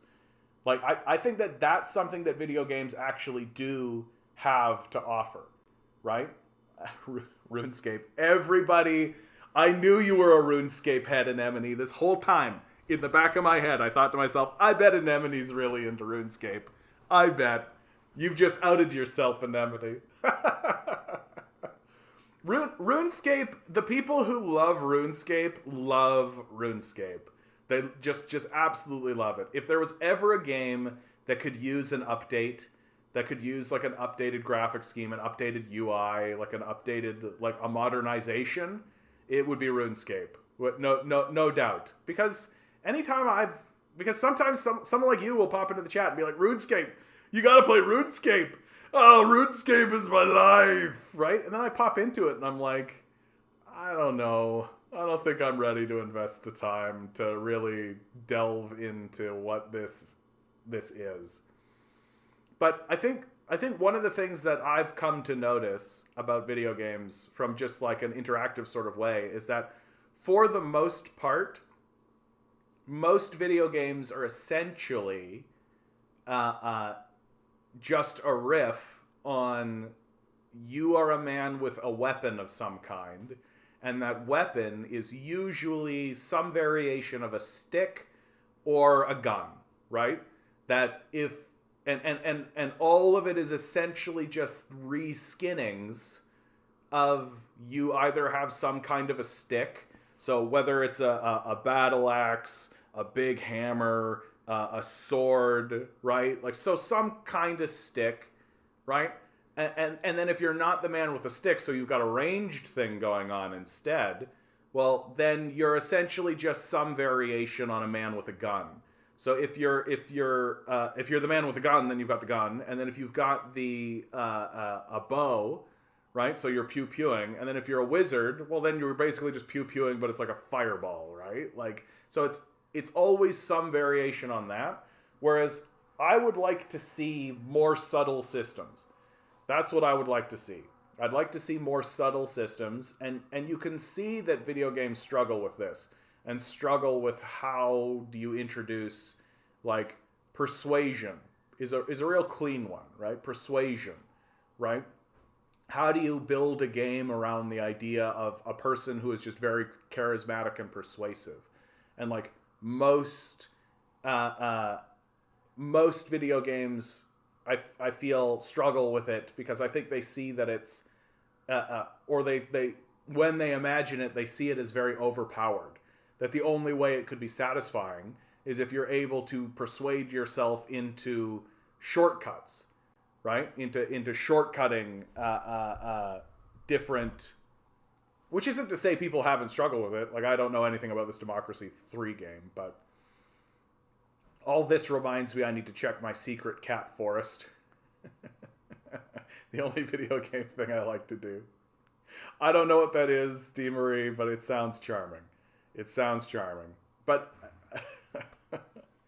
and I do think that video games have the potential, have a lot of potential to be able to struggle with very large and interesting concepts in very effective ways that can really influence the way a person sees the rest of the world. Like, one of the things that I think video games have actually latently done, I don't think there's been a video game that has actually done this. I think it's just kind of latently happened, is that video games have given people a more, people are more aware of a meta self, of a meta sense of self, right? And I think that has happened simply because of the existence of third person view cameras. That I think it's easy for people to get caught in a first-person view because that's what we're actually viewing, right? And so you're just viewing what's around you in the world, right? And experiencing the feelings that you're experiencing, right? Although we mainly deny our emotions in this society. And we essentially live in a first-person view world. And I think movies and television have convinced us that we should be the protagonist of our own story that we're telling, that what we're seeing through our eyes is actually a camera, and that we're actually recording some kind of grand narrative, which plays right into the fascist narrative that you are the hero of your own story, right? And you're not part of some kind of larger thing.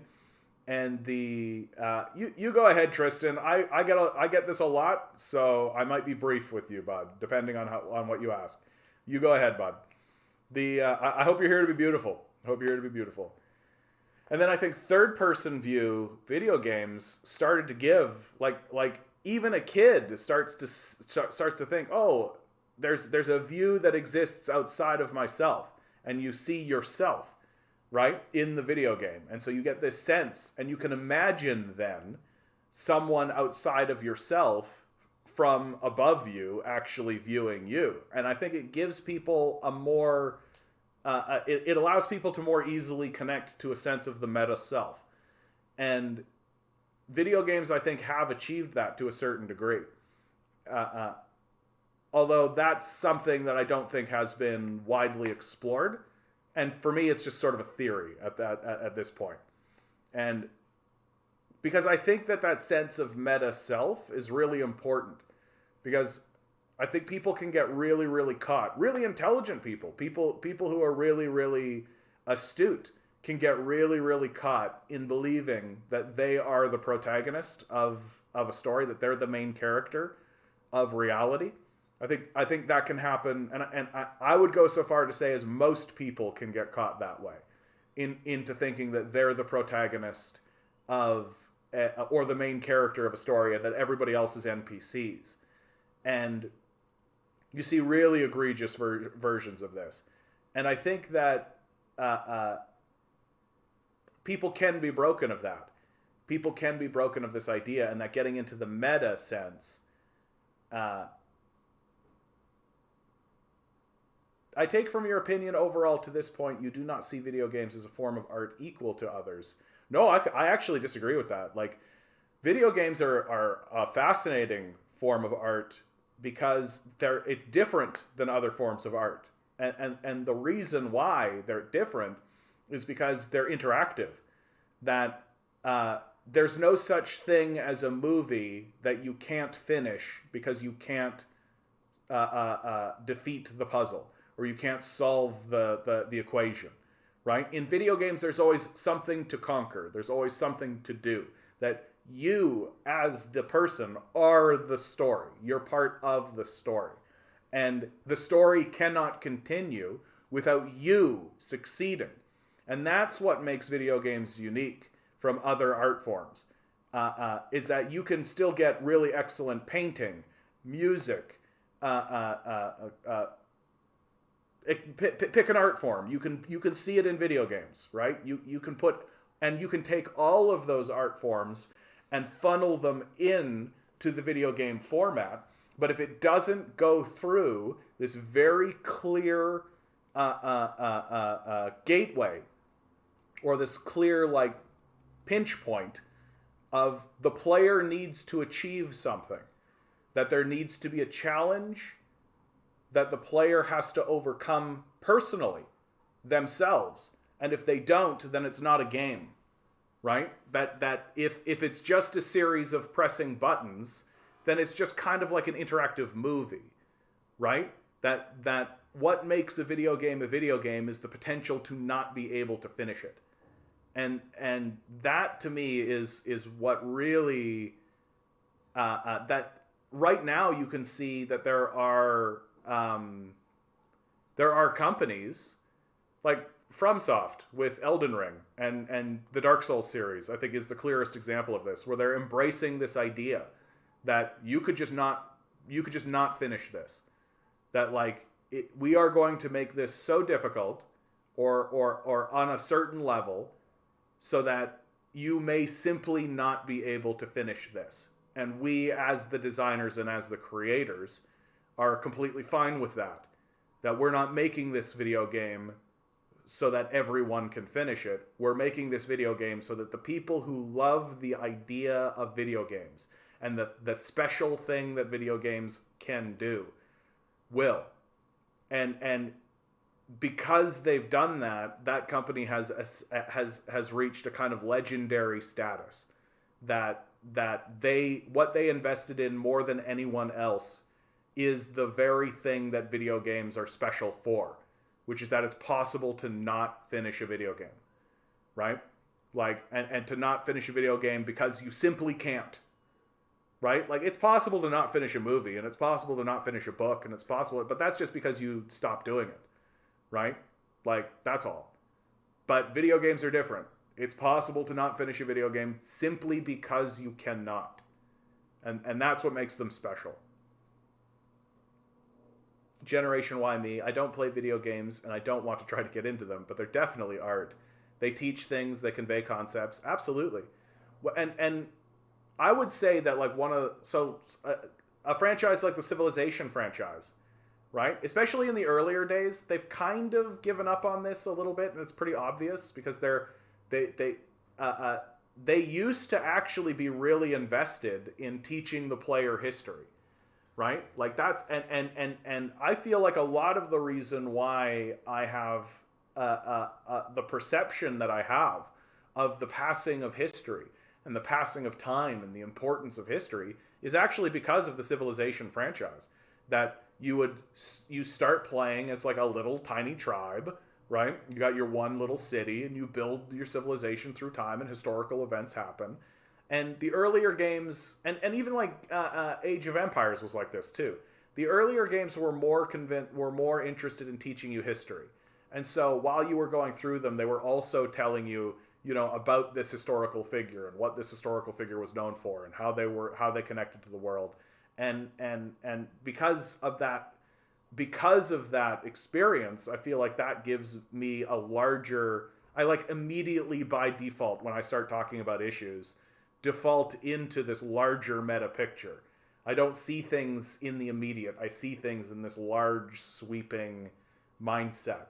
And there are other reasons for why that's the case, but I do think that a game series like that does give people, like, lets people step back and see things a little bit broader, right? Age of Empires still very much interested in the history. I'm glad to hear that. It does seem that when it's presented to me, that takes a back seat, but I'm glad to hear that that's still the case, because that was always the strength of the series, if you ask me. Tristan, okay, let's get into this, Tristan. I just wanted to make sure, I just wanted to know what your opinion, we could avoid the disasters of the 20th century if we adopted the communist system. Because I agree that capitalism is failing our workers, but I'm more wishful in hoping that through legislation, we can use capitalism more responsibly. Tristan, that's not going to happen. And that's not going to happen for one very, very clear reason. That the system that exists today is functioning as it's designed to function. That the capitalist system, and I'm literally talking about the Declaration of Independence and the United States Constitution, right? They are structured to work this way. That James Madison was confronted with the problem of democracy, right? And the problem of democracy is very clearly when people have a right to vote, what's to stop them from voting away the wealth of the rich? Because the rich are well outnumbered. What stops the poor from rising up and just voting away the wealth of the rich? James Madison, of course, being a wealthy slaveholder. And the solution he came up with was, well, we'll just build a structure so that the only way you can actually get elected into it is if you're already rich. And the rich will never vote away their own wealth. So, problem solved. So the reason why we can't have a reformed capitalism, right, under this constitution and under this structure is because it was never designed to be reformed. and that the rich will never vote away their wealth, and they will never vote for a more egalitarian society.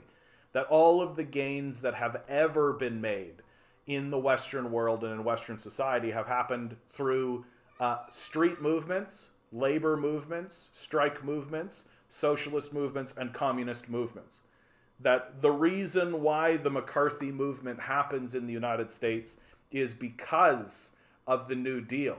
And the reason why the New Deal actually gets pushed through is because of the threat of revolution that was posed by the socialists, the communists, and the unionists.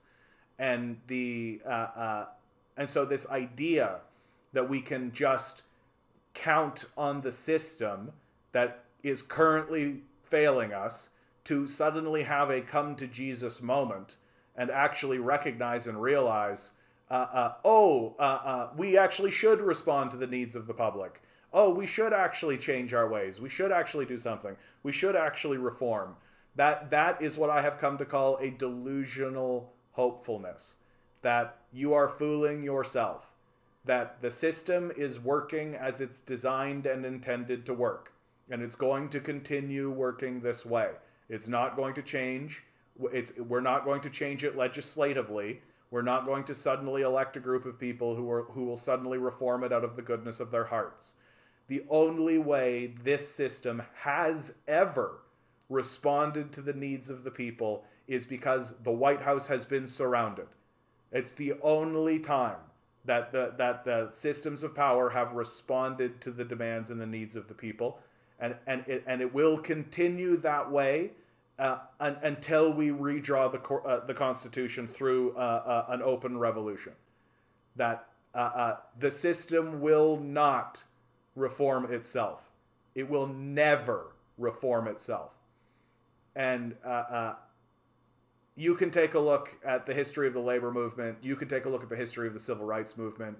You can take a look at the struggles. Like the first aerial bombardment that ever occurs on United States soil is a corporation bombing striking labor workers, and the government was fine with that, right? The American system of government has a long history of turning against its own people. And it's going to continue that way until we actually manage to get rid of this dictatorship of the capitalists, because that's what it is. It's a dictatorship of capital, and replace it with a dictatorship of the proletariat, which is the goal of the communist revolution. So hopefully that helps you out, bud. It's time for us to give up on capitalism. That if we were actually to reform capitalism to the degree to which it actually worked on behalf of the working class, it would cease to be capitalism. Because the very definition of capitalism is the idea that there are owners who own you, who own property, and you are forced to work for them in order to get food and shelter. And if that arrangement did not exist, it would cease to be capitalism.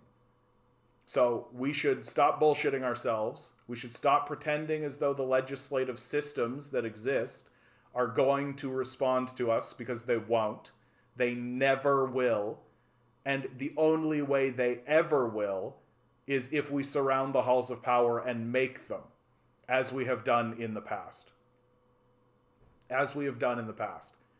And I am more or less of the opinion that if we are going to get the energy of the populace in order to surround the halls of power, in order to have them respond to us, then we should overthrow the system and erect a dictatorship of the proletariat and be done with this system of capital entirely. Thanks for the question, bud. Hope you're well. Yeah, I loved the original Age of Empire, Rise of Rome expansion as a kid, for sure.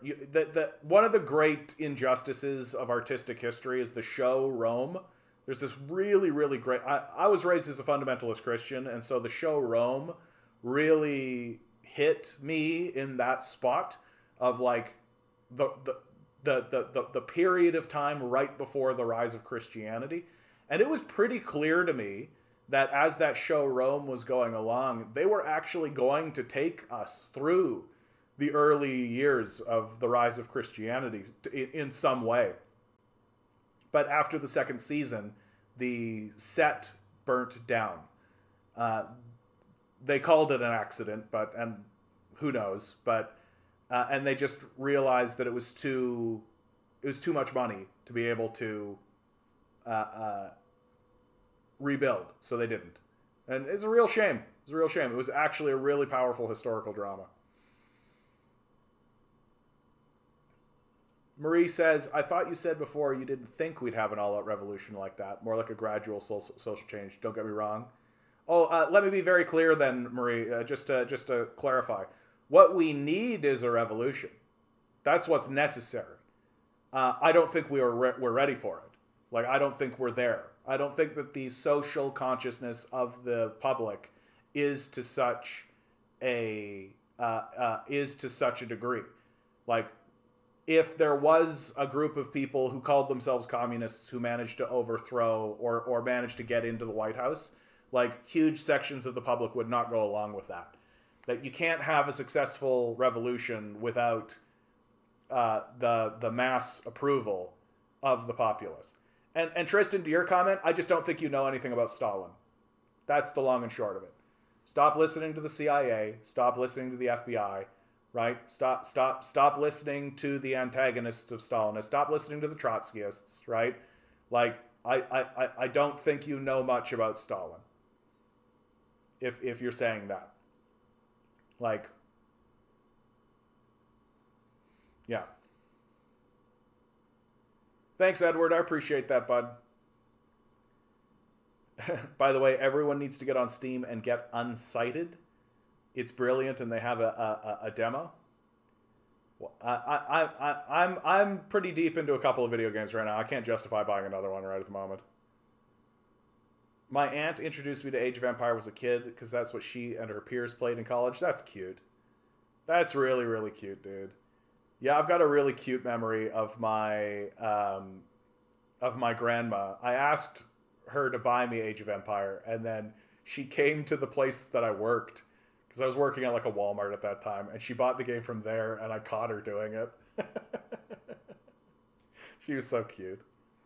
Edward Allen, the U.S. working class has no sense of self. None. Lots of work before us. I mean, you can see examples of the United States workforce beginning to figure itself out, right? You've got the biggest strike in Starbucks history, so the strikes that are happening throughout Starbucks. You've got the Amazon strikes, right? I think the thing that we are seeing, of course, is that the established unions, like through this period of time, like it's all great and all this that there are unions popping up, and that's wonderful, actually. But what we are also seeing is that the unions that exist are weak, very, very weak. So we had here in Ontario the Coopy workers, what's called the Coopy workers. It's basically the janitors and the support workers for education systems go on strike, right? And they're basically walking away from the table with almost nothing, right? Like they went on strike, and then they threatened a general strike. They backed down from it because the Ford administration was using a notwithstanding clause, right, in order to force them back to work. But they ended up backing down, and they're going to end up getting basically nothing. Because inflation is at like 11%, and they're going to get like a 5% raise. So they're basically taking a 6% pay cut. It's just like the unions and the union system has become co-opted by and large by the system of capital. That the capitalists use the union system and just essentially bribe the top levels officials in order to ensure that they get the outcomes that they want. So the union system has become, in many ways, integrated with the capitalist system. And which isn't to say that the unions can't break from that, but when the unions do break from that, and when they start to break from that, you can see the relationship between capital and the political system laid open and bare, and just be presented nakedly, because the just the way the capitalist system is. Yeah, dude, I am absolutely dead convinced that TikTok has censored me. I got 4.5 thousand likes in the first half hour of my stream, right? And I guarantee it's because I was talking about the CIA. Right? I guarantee it's because I was talking about the CIA. And they absolutely have capped me. And now I've only got 4.7 thousand likes. So for sure, TikTok just stopped spreading me around. For sure that happened. It's interesting to find out. So, okay, so I can't say Ukraine. I can't say Russia. I can't say Putin. And I can't say CIA. These are the lessons that I'm learning. If I say CIA, Russia, Putin, or Ukraine, my viewership gets killed. And I'm seeing it happen in real time. So we're learning things. We're learning things. How good to find solid M's just to my north. Subscribed and liked. Yep. Thank you, Edward. I'm so happy to hear that, bud. I'm happy you found me. So now that my viewership's been killed anyway, let's talk about the Ukraine war. Eric, are you here? I know that you've been wanting to talk about the Ukraine war. So why did the Ottawa Citizen publish Holocaust revisionism? Recent op-ed seeks to erase the ugly history of Ukrainian Nazi collaboration. Isn't that fun? Right? Isn't that fun? We literally have the Post-Media owned Ottawa Citizen published a crude piece of gross Holocaust revisionism from a Ukrainian nationalist academic. Isn't that fun? Huh? That corporate press is basically just doing Holocaust denialism. Isn't that nice? This comes the year after has been a boon for This comes during a year that has been a boon for rehabilitating Nazi collaborators and neo-Nazis as a result of Russia's criminal invasion of Ukraine in February 2022. That month, Deputy Prime Minister Chrystia Freeland shared a photo of herself on Twitter at a rally in support of Ukraine, holding a black and red banner associated with the Organization of Ukrainian Nationalists, led by Nazi collaborator Stepan Bandera. The tweet was promptly deleted without explanation. The organization's military wing, the Ukrainian Insurgent Army, worked with the Nazis to ethnically cleanse Volhynia and eastern Galicia of Poles and Jews in an effort to establish an ethnically pure Ukrainian state, culminating in the murder of 100,000 Poles by 1943. Meanwhile, the neo-Nazi Azov battalion has gone from pariahs to heroes after its participation in the Battle of Azov steel plant in Mariupol in May, with media outlets downplaying the group's explicit neo-Nazi and fascist origins. But the author of the Citizen op-ed wants to go a step further in erasing Ukrainian nationalists' history of Nazi collaboration, calling for the Holocaust monument to recognize Ukrainian deaths. I'm offended, begins the piece by Royal Military College professor and fellow of the Chair of Ukrainian Studies at the University of Toronto, Lubomir Lusiuk, headlined, Ottawa's National Holocaust Monument must include Ukrainians. Lusiuk goes on to describe how his mother, Maria Lusiuk, was arrested by the Nazis when she was a teenager, and then mentions his friend, Ukrainian nationalist Stefan Petelik, who was placed in Auschwitz. Petelik even had a number tattooed on his arm, like the Jewish victims of the Holocaust. Certainly, Ukrainians weren't the Holocaust's only victims. Millions of Jews died, he says in a paragraph that has to be seen to be believed. Millions of Polish Catholics were murdered, and I acknowledge the Russians who ran afoul of Nazi racism, even if I despise the fascism infecting Russia today. Indeed, all Slavic peoples were considered Übermenschens, subhumans. The Nazis planned to exterminate or deport most of them, leaving only a few to serve as helots, bond servants of the Third Reich's settler colonial imperialism. Thankfully, the Nazis were defeated. Millions of Ukrainians died, making sure of that. Never mind all the Jewish Ukrainians who were murdered with the assistance of Nazi-sympathizing nationalists, like the 33,000 murdered in the massacre at Baba Yar. Lusiuk is putting forward a fictitious narrative, where the Nazis' local collaborators were just as victimized as the people they targeted for extermination. As Holocaust historian Jean-Paul Himmick, who happens to be Freeland's uncle by marriage, has said, Ukrainian nationalists saw their main enemy as the Soviet Union, and to that end were willing to work with the Nazis. and adopt their anti-Semitic views to fight the Soviets. However, these sympathies weren't reciprocated by the Nazis. The Germans did not agree to a Ukrainian state, and in fact they placed the major OUN leaders and placed them under house arrest because they did not want the Ukrainian state encroaching on their Lebensraum, Hemmick explained during the Toby and Saul Reichardt Holocaust Lecture at the University of Alberta in October 2021. But even as relations between Ukrainian nationalists and the Third Reich frayed, the UPA continued massacring Jews and Poles, he said. Certainly, the Germans are absolutely the most responsible for the Holocaust, no question, but they could not have done what they did without local help, Himka concluded.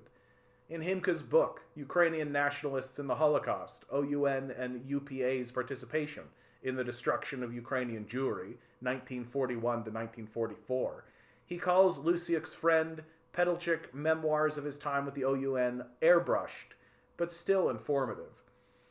Pedalchik witnessed a brutal massacre of Jews by the Ukrainian military Wilking in 1941, but said he and the OUN did nothing to stop it because they regarded Jews as Soviet collaborators. However, Pedalchik added, it wasn't fair to view all Jews in this light.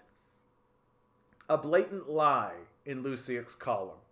Lusiak presents a blatant falsehood in his piece, arguing a plaque at the National Holocaust Monument says, the National Holocaust Monument commemorates the 6 million Jewish men, women, and children murdered during the Holocaust by Nazi Germany and its collaborators. Underscoring Nazi Germany's responsibility for a genocide is essential. Emphasizing the 6 million Jewish dead is required. But why, despite almost 24 other plaques, was the suffering of millions of non-Jewish victims largely ignored, the author complains. But his transcript is inaccurate and incomplete, as evidenced by an image of the plaque included at the bottom of the article, which clearly reads, the National Holocaust Monument commemorates the 6 million Jewish men, women, and children murdered during the Holocaust, and the millions of other victims of Nazi Germany and its collaborators. How did this get past an editor? Lusiak continues by offering to pay for a new plaque that recognizes Polish, Ukrainian, and Russian Holocaust victims, calling their lack of explicit inclusion deliberate and discriminatory. The column's penultimate paragraph is the most bizarre, in which Lusiak expects admiration for not defacing the Holocaust memorial, throwing in a dash of culture war nonsense. There are too many hungry people out there for me to toss tomato soup at this monument. I'll donate the can to a food bank instead. Likewise, I won't indulge in criminal vandalism like those hooligans who spray paint statues at night. Armed with the courage of my convictions, I protest in the daylight. Sans balaclava. As for those stoked-up packs tearing up about tearing down statues, doing so neither erases the purportedly unhappy pasts, nor does it compensate for present-day failings. The paragraph also contains a subtle reference to Duncan Kinney, the progressive Edmonton-based journalist who is accused of defacing 2 local monuments to Nazi collaborators, one to UPA commander Roman Shukovich at the Ukrainian Youth Unity Complex, and another to the 14th Waffen SS Division at St. Michael Cemetery. Lusiak wrote about this case in a November 4th article for the Times of Israel, which has since been mysteriously scrubbed from its website, perhaps because it cites security footage from the Ukrainian Community Center that is evidence in a criminal case Lusiak has no involvement in. In it, he writes, Mr. Kinney can believe whatever he wants about Ukrainian nationalists. The same goes for others from whom he musters denunciations of General Shukovich. Often as not, those commentators studiously ignore how some of their people were the foot soldiers of settler colonial regimes or enablers of the Soviet occupation of Ukraine. Who is their people, you might ask? Despite the fact that Kenny hasn't been convicted of the crime he's accused of, Lusiak demands this hooliganism be atoned for.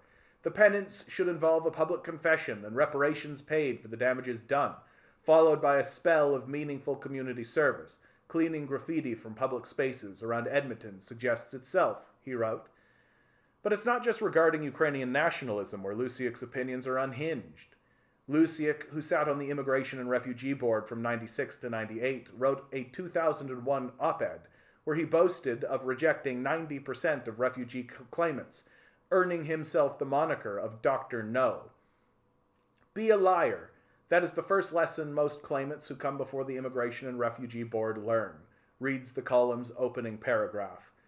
Hillary Evans Cameron, former immigration lawyer and Osgoode Hall law professor, told Global News, an adjudicator must assume all claimants are telling the truth until proven otherwise. She teaches Lusick's article in her first-year law class to give students a sense of the kinds of ideas that might be in a decision-maker's mind if they are getting the law wrong. Perhaps Holocaust historians ought to start teaching his citizen op-ed as an example of a disturbing mainstreaming of Holocaust distortion. The question is, through what sort of editorial oversight was this schlock published in the first place? And this is exactly the type of stuff where, like, Victims of Communism Monument or Memorial, right? We here in Canada fund a Victims of Communism Memorial. And what do you think? Who do you think's on there? Is it a bunch of Nazis? You bet it is.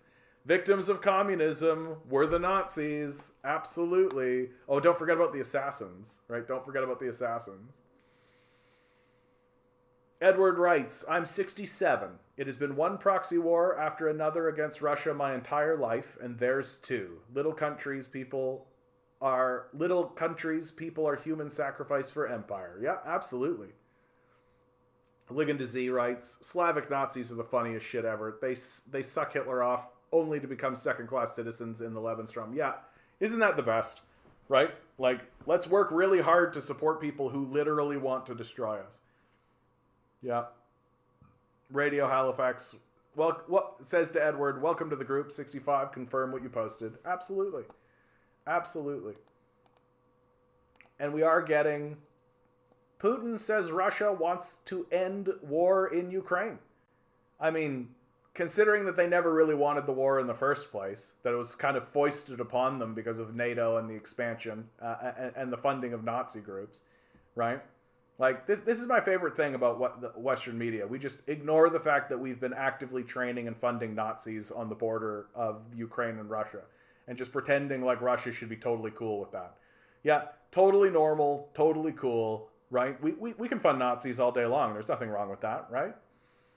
President Vladimir Putin said on Thursday that Russia wants to end the war in Ukraine and said this would inevitably involve a diplomatic solution. Here's the problem with that. Americans don't know how to do diplomacy. They don't care about diplomacy. They don't do diplomacy, right? To them, diplomacy is we say what we want and you do what we say. And that's been pretty clear for a long time now. That American diplomacy is basically just dictating terms. And they don't know how to compromise. They don't care to compromise. That they get what they want or they leave the table. Because they're babies, right? Like they're just little babies with nukes. Putin made the comments a day after U.S. President Joe Biden hosted Ukrainian President Vladimir Zelensky in the White House and promised him continued and unwavering U.S. support. Our goal is not to spin the flywheel of military conflict, but on the contrary, to end this war, Putin said. We will strive for an end to this, and the sooner the better, of course.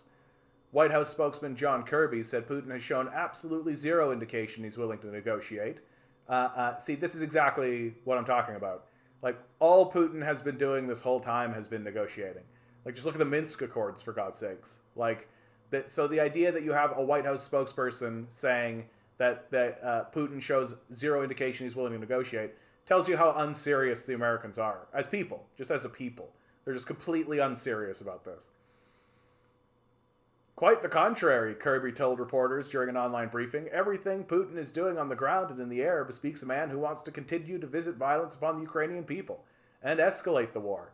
Of course, it's in the interests of the Americans to continue the war, right? They're making a lot of money on the war. Well, the American people certainly aren't, but like the oligarchs are, right? If you have stocks in Raytheon, right? If you're an owner of Raytheon, you're doing very well, right?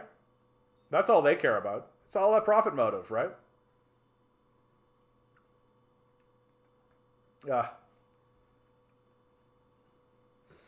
Putin has said a price cap imposed on Russian oil by Western companies designed to limit its ability to fund the war, would not damage the Russian economy.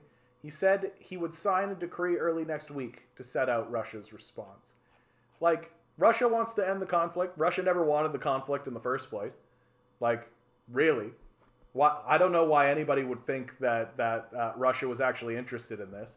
Like, the entire time on the lead up to the war, Putin was trying to negotiate a settlement because the reason why the war happens in the first place is because of the 2014 coup, followed up by the bombing of the Donbass by neo-Nazi groups that we were funding, right? And I can't really talk about it on this app because when I do, my viewership goes in the toilet, right? But my viewership's already in the toilet because I said the word CIA a couple times, right? So we might as well talk about Ukraine. In the end, Russia's going to get everything it wants, right? Like, it's already secured the Donbass region. That, sure, there's some fighting along the border, but like, it's already secured the region. You've got major generals in the United States military saying that we don't have the capability to be able to push back against the Russians in a meaningful way. Like, we're the Americans are stretched too thin, right? They've got troops all and military bases all over the planet. They recruitment is down on top of that, so its own citizenry is beginning to turn against it. And then on top of that, you have the rise of organizations like BRICS. You have the rise of the Belt and Road Initiative that are major threats to United States hegemony in the world.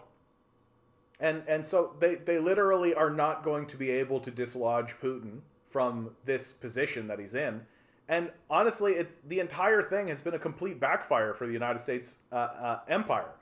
The only people who have really benefited from this war, from the Western side, are the handful of pedophile psychopaths who are completely invested in places like Raytheon, Lockheed Martin, right? Weapons manufacturers, right? Like people like Iron Man, who we're supposed to worship. And these weapons manufacturers are making money hand over fist. Like, who do you think gets the money when the United States gives Zelensky $40 billion? Who do you think Zelensky is turning around to and purchasing weapons from, right? Do you think he's buying weapons from China? No, he's buying weapons from United States manufacturers. And so when you see a $40 billion, it's not like a suitcase of cash gets delivered to Zelensky, right? Like, and this is the nature of this war. And the more and more I think about it, the more I really think that this is essentially what capitalism does. That capitalism always needs a new frontier, right? And war is a never-ending frontier. And I'm just glancing over. He can't be wrong if he never answers. If you look there, mate, you can see how to talk to me, right? It's very clear if you read, if you're literate, right? There it is. That's how you do it. I don't talk to the TikTok chat for obvious reasons.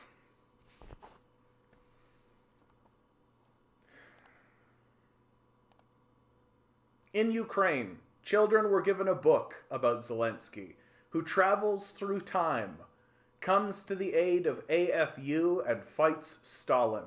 For the holidays, for extracurricular reading. If you're wondering where the money of Western taxpayers are going,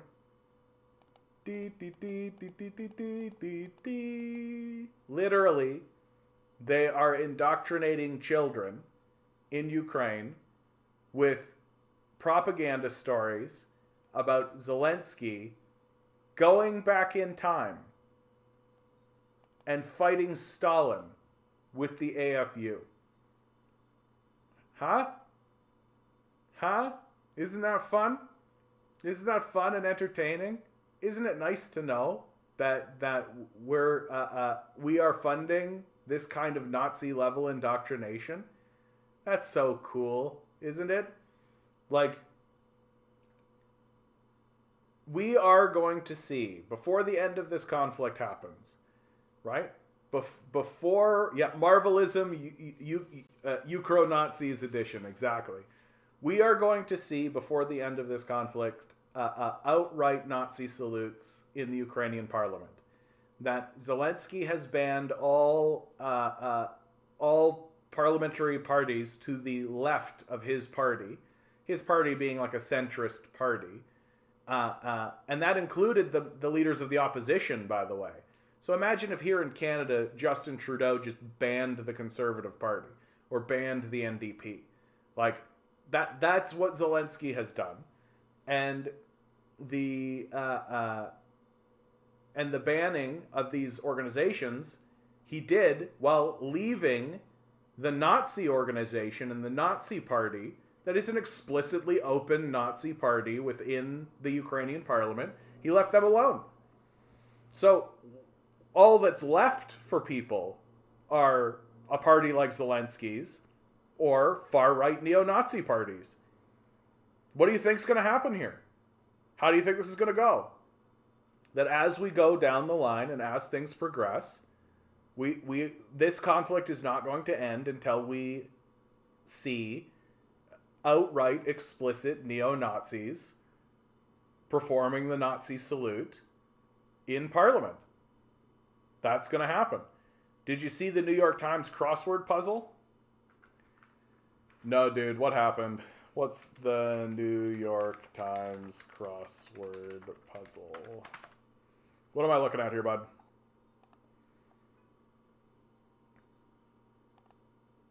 Today's crossword? Yeah, of course. No, they're not going to let me into it, bud. What was it? What did I see? What am I supposed to be seeing? Tell me all about it, bud. Tell me all about it. Sadly, it's a swastika crossword? What the fuck are you talking about? It was a swastika? Are you serious? Hold on. Let me see if I can... Let me see. Dude, there's no way this isn't making news. New York Times crossword swastika. Are you kidding me?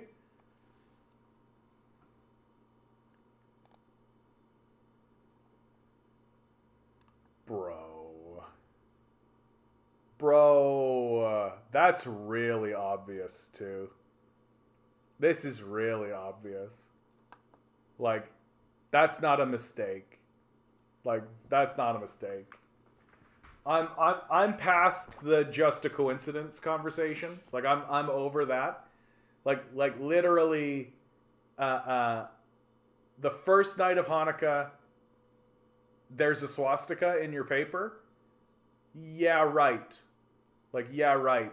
And it's actually like perfectly done too. It's not distorted at all.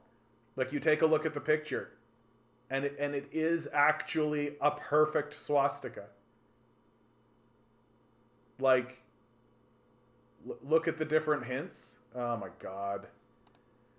Oh my god. I'm in heaven. Optimists, keep them high, goofed around. I'm in heaven. How many times are they going to say I'm in heaven? Like, Christianity. Christians. I'm sure that there's like a really, really bad one. I'm probably just missing it. Anyway, it's not just the shape. Do you got a really bad one, Anemone? What should I look at? Like 77 across? Like, what am I looking at? A few references to World War II. Like, this is really obvious. Like, this is really, really obvious. Like, you gotta be, like, really burying your heads in the sand. Like, really, really, really burying your head in the sand to not see how obvious this is. Like, that's a swastika. Like, I don't know how the editor of a newspaper wouldn't be like, yeah, okay, can you maybe redo that so it's not a fucking swastika? Like, and the fact that it's on, come on, Travis. Like, this is like on the nose. Like, this isn't even like conspiracy brain time, right? Like, this is the thing. Like, normally I would look at these sorts of things and be like, okay, I mean, I guess where you're coming from, but like, this is straight up, I'm looking at a swastika in the New York Times on the first night of Hanukkah. Like, shut the fuck right up. Like, shut the fuck right up. Like, it. How many times do I need to say it? How many times do I need to say it? They will begin doing this stuff nakedly. That they will begin simply operating in the open. And they won't even attempt to pretend like they're doing anything else. Like, I take a look, there's this Netflix show called The Recruit, right? And I watched the first episode of this, and near as I can say, it is essentially a show. It's a show about a CIA lawyer who has been tasked with hunting down a former CIA asset who has the potential to leak secrets about the CIA. And near as I can tell, the entire thesis of the thing is, yeah, we're the CIA, yeah, we're evil. What are you going to do about it? Like, all of the characters in it are unrepentantly psychopathic. Like, at one point, as a playful prank, people set up the protagonist to be killed, right? Like, and if he had have been killed, they would have been like, oh, well, oopsie-doo. And when he outs them for it, they, like, clink their glasses and go, tee-hee, like, we got him, right? Like, all of the characters are repugnant, villainous, and we're supposed to root for them, I guess.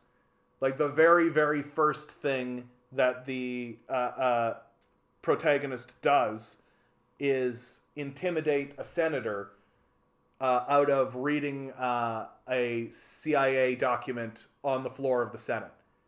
And we're all supposed to be like, oh, that's a good thing that the clandestine, unelected organization, the CIA, did to an elected official, right? Super cool. Yeah, I'm on the side of the CIA for sure. Did you hear about the new conspiracy about Elon Musk? His apparent net worth is 69 trillion. Is that trillion? Hold on. That's million. No, 69 billion. Oh, I get it now. 69,420,000,000. And apparently it's all for trolling. Yeah, look, Elon Musk is an unserious person. And people are just starting to put two and two together on this. Like, he's just an unserious person. And, like,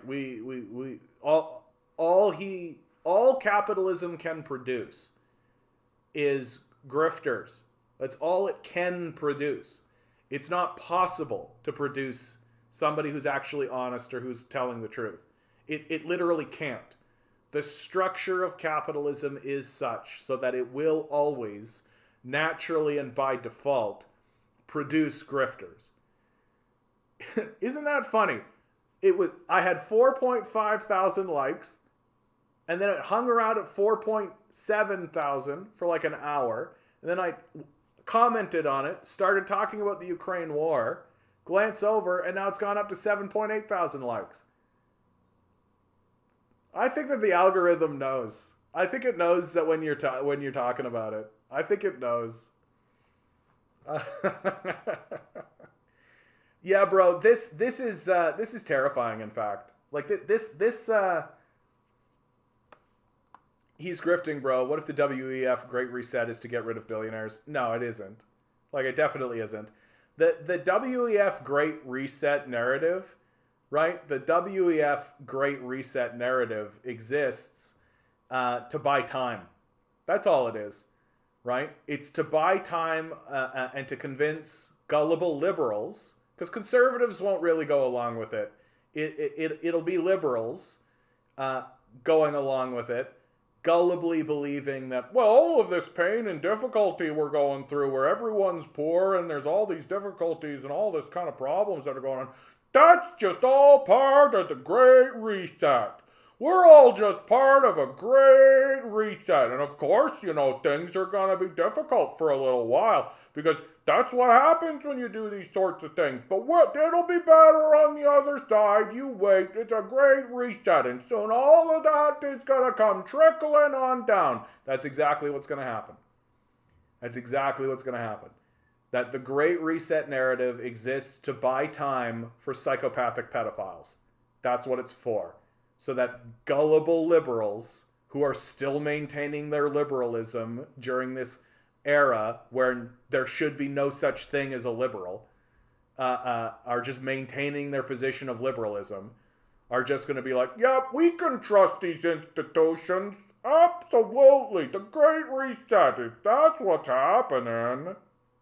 It's just a fucking bullshit. Yeah, they don't tell you the resets for billionaires. Everyone else just suffers. No, I am of the position that it is strictly propaganda. That it is not a goal. It is not an endeavor. It is not a vision. It is not an idea. It is literally just something billionaires are creating. It is just something the billionaires are creating so that gullible rubes will just continue going along with this. That's all it is. And it's not more complex than that, right? It's very simple. It's just, if you can convince a bunch of gullible liberals, who are obviously gullible, they're liberals, to go along with your idea for even an extra year, even if it buys only an extra year, that's worth it, right? That's worth it. Thanks, Dita. I appreciate that. Your commentary is a bit inscrutable to me, friend, but I value that you're here. Yeah, it seems the new modem's doing the trick. It does seem. We'll see. It hasn't collapsed yet. We'll see. Nothing's collapsed. Please be sure to like. Please be sure to share. Hit all the bells. Hit all the whistles. Not that they're spreading my shit around anymore, right? Like, we're living in the era of neo-McCarthyism. That's what's happening. And people like me are eventually just going to be chased off these platforms. Like, they're going to begin ruling nakedly. It's going to happen sooner than you would like. They're going to begin ruling nakedly, and that's not going to be very fun. Yeah, of course they're trying to gaslight us. That's all they've been trying to do. Like, that's what people like Ben Shapiro and Jordan Peterson are for. Right? That's their role, is to be gaslighters, right? That's all capitalists have left. That's all they can do, right? Is that oh, well, if you care about climate change, what have you done? If you care about this, what have you done? What if you care about that? What have you done? Did you hear about this winter storm? I think I actually have. Once in a generation winter storm will impact nearly every state and cripple Christmas travel. Fucking good. Fucking good. Like, are you going to pretend Rupert Murdoch isn't a Zionist Jew? I mean, I don't know. I mean, I suspect he is a Zionist for sure. His ethnicity as a Jew doesn't matter to me at all. But he certainly is, like, you take a look at Fox News, which he owns, and you can see very clearly that he's in favor of the apartheid state. So I don't know why I don't pretend otherwise. But I suspect you're bringing it up for alternative reasons, Truth I Seek. Why does it matter to you? Does it matter to you that Rupert Murdoch is a Zionist, or does it matter to you that Rupert Murdoch is a Jew? Which of those two is the thing that really matters to you? Because I'll say it explicitly, like, Zionism is a form of Nazism. For sure. It's at least an equivalency. And I agree with people like Albert Einstein when they said that, right? Albert Einstein wrote that he saw that Zionism was the same as Nazism, and I agree. That's my position. But that doesn't have anything to do with Judaism, and that doesn't have anything to do with people who are Jewish. You understand the distinction? I hope you do. I hope you do. We're pretty good at sniffing out Nazis around here, bud. What do you think about this conflict between China and Taiwan? I mean, that conflict has been going on since Mao's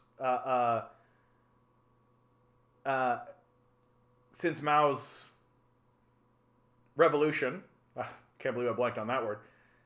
Mao's revolution was the reason why the conflict occurred between China and Taiwan in the first place, because Taiwan is where the Chinese ruling class ruled from.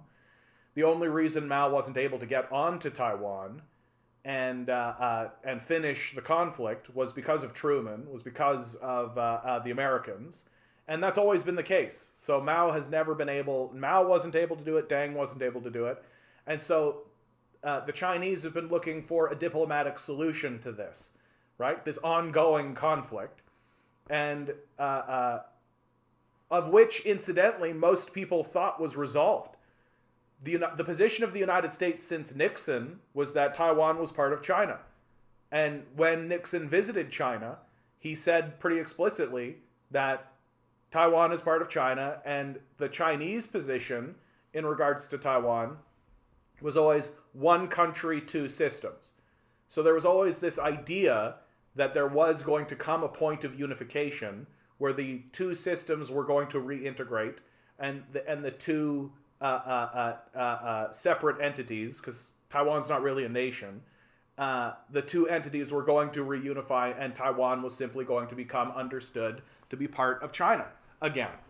And it's only very recently, like literally like the Biden administration recently, that this whole idea that Taiwan is its own separate nation and it's its own separate thing should be taken seriously. Like, and the reason why they're doing that is to foment war against China. That's why they're doing that. Truth I Seek says that puzzle on Hanukkah is the only to keep alive the Jewish racism. Still a big thing. It absolutely is a big thing. Can I answer you one question? Where are the tears for the ethnic Russian Christians who were slaughtered by Bolshevik communist Jews? Why do we pretend that communists has no blood on their hands? Yeah, dude, you're a Nazi. So this is going to kind of hurt your heart a little bit to say, but nobody gives a shit when people kill Nazis. We should kill Nazis. Killing Nazis is a good thing to do. People who kill Nazis are correct and right. And I don't need to hear anything else from you. We don't tolerate Nazis around here. So if your complaint is that the communists killed Nazis, shut the fuck up.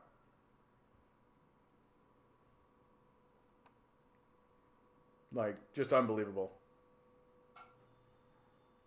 I don't know if you know, but a big conflict has been brewing between Serbia and Kosovo as long as the war hasn't started. I live near those two countries. Wouldn't like a war near me, for sure. Yeah, I've been hearing grumblings about Serbia and Kosovo for a while now. It seems like those kids just can't make that work. It just seems... Yeah, Bolshevik communist Jews. Well, that's definitely a sentence. Yeah, oh no, Nazis died.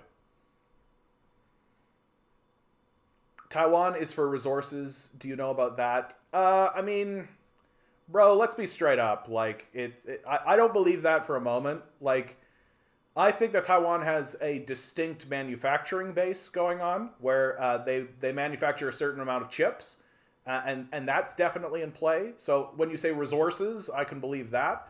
But China's not going to risk, like, a nuclear war with the United States over it, right? Like, they're not going to do that. That the Chinese solution to problems like that is... Yeah, what you're saying here, I think, is you are accurate to a good degree, I'd say. They need the resources for quantum computers, correct? And China is investing in Africa to get them to vote in the UN on their side. Oh yeah, they are playing the long game for sure, Travis. I agree with that completely. That the Chinese see how they interact in the world. What they call it win-win diplomacy. That's what they call it. That they see it. They go into a region and they build the region up so that the region itself can have access to those resources, but also so that China can have access to those resources. And I don't think there's anything intrinsically wrong with this, right? It's not like they're going in there, enslaving people, blowing the place up, and stealing the resources through corporate power the way the United States does, right? And I think you're right, Travis, that they are playing the long game. China is a 4,000-year-old civilization, right? Like, it's not some rinky-dinky 150-year-old, like, little shitty empire, right? Like, it's a place that has experienced, like, collapses and rebuilds and collapses and rebuilds and dynasties, right? Like, huge, and not to mention, like, the enormous changes that have happened in China over the last 50 years, right? Like, changes that, in my view, have solidified communism as an ideology within the minds of the Chinese permanently. That you will not be able to extract from the ethos of China the ideas of Marxism or China or communism ever again. It will simply not be possible because of the dramatic changes that have happened over the last 50 years that are completely undeniable. It's completely undeniable that a country run on Marxist ideas and Marxist ideologies and Marxist thought has been completely successful. And so as the Chinese empire continues and as it continues to operate the way it's been operating, people are going to turn that way because they see that it's a superior system that works. That's just better. America is fucking everyone, and I think the world may move away from the American dollar. Yeah, absolutely it will. We are charging Europe 4 times for the price of natural gas. Yeah, you're absolutely, Travis. To me, this is the heart of America's great decline. That the reason why America has been able to be the one superpower on the world stage is because it essentially forces everybody to trade in the dollar. And so what that means is that the Americans get something for nothing, right? But that's coming to an end. That countries are beginning to trade in the yuan, countries are beginning to trade in the renminbi, countries are even beginning to trade in the ruble. And so it's what this means is that the rest of the world is going to begin trading in currencies that are not the United States dollar. And so the value of the dollar is going to plummet because the rest of the world is going to turn to America and go, well, what do you do? What do you create? What do you make? What do you manufacture? What service do you provide? What is it that you even do for your own citizens? What is it that you're achieving? What is it that you're here to do and accomplish? And the raving, slavish, psychopathic pedophiles of the United States empire are just going to say, we're here to dominate and control you. And the rest of the world is going to go, no thank you, and move on. And America is going to turn into a backwater shithole. Because the ruling class of America will not invest in America, nor will the rest of the world. Yeah, America did invest $350 billion in crypto investments in Africa. Yeah, who cares? Crypto is nothing. Like, crypto is nothing. Like, Karl Marx predicted crypto. Fictitious capital is what he called it, right? That capitalists are so invested in this idea of creating new frontiers to invest their capital, so to perpetually grow their capital, that they will invent things and pretend as though those invented things have value. And that's crypto. Crypto isn't valuable. It means nothing. It literally is a toy. It's just an amusement for billionaires. It doesn't do anything. It doesn't provide anything. And moreover, even if it was completely successful at what it promised to do, it would be worse. It would be worse than what we're currently doing. That you really want these billionaires to have a decentralized currency? You really want these pedophile billionaires to have access to a decentralized currency? Why? No, crypto's a disaster, dude. It's a disaster from the start. What you are literally doing with cryptocurrencies, is taking actual energy that actually exists, real tangible resources that people spend time and effort mining and getting, in order to burn it for nothing. For numbers on a screen. For magic playing cards. For fucking nothing. It's bullshit on the face of it. And like this new NFT thing, like Trump started trading NFTs. And it's obviously a tax scam. Like, they are setting up rules and regulations, and we would have to have socialism or communism. Well, I'm not saying we need to keep capitalism. Obviously, we overthrow the rich. Look, yeah, fully automated luxury gay space communism doesn't include crypto. Sorry. Yeah, like near as I can tell, crypto. Like, can you imagine like a government that actually used crypto?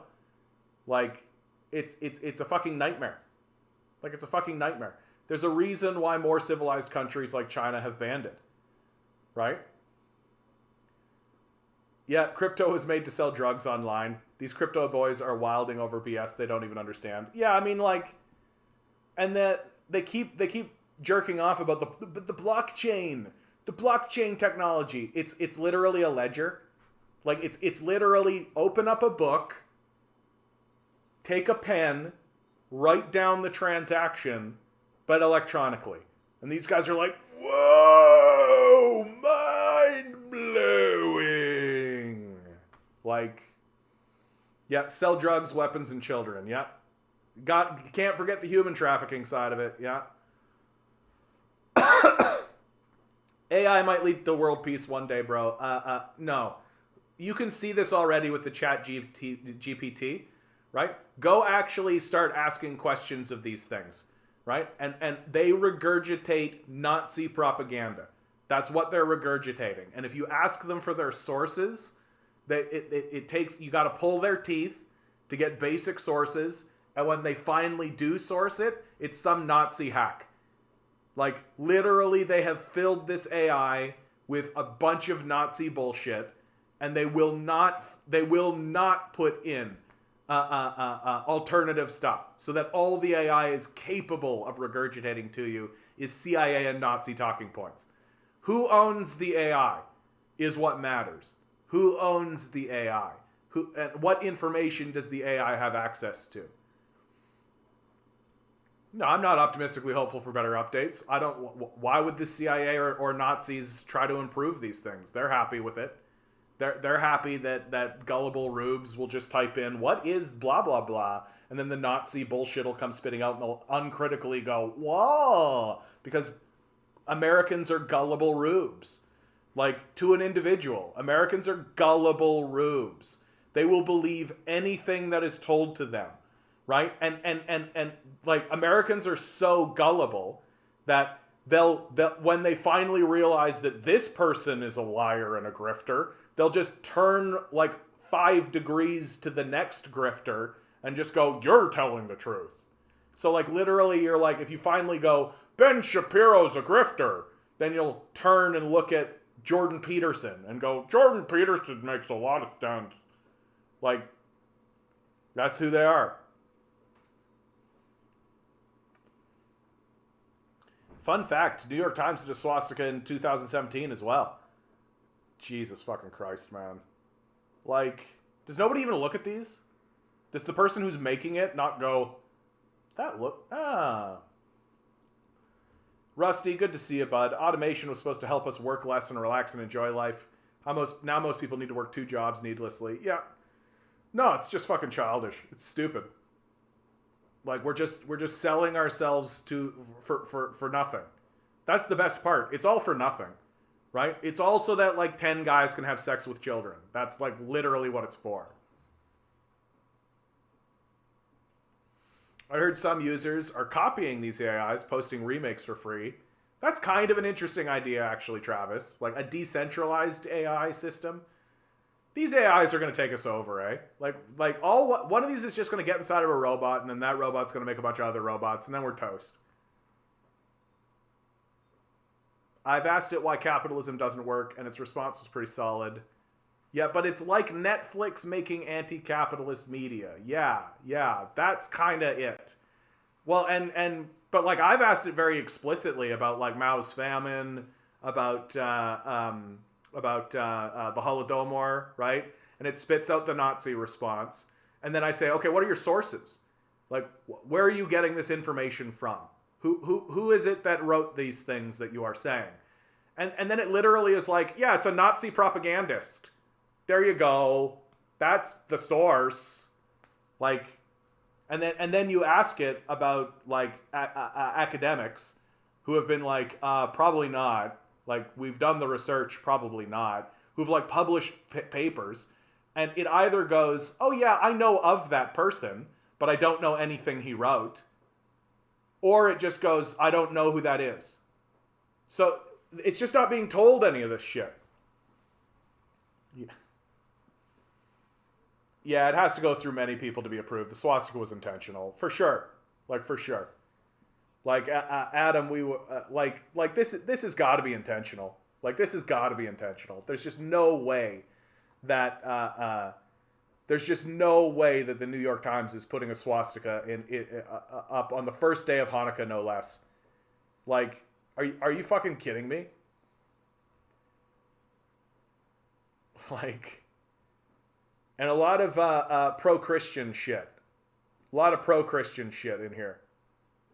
For sure. Like, how many times I'm in heaven, I'm in heaven. There's 2 clues that are I'm in heaven. Right? Like, we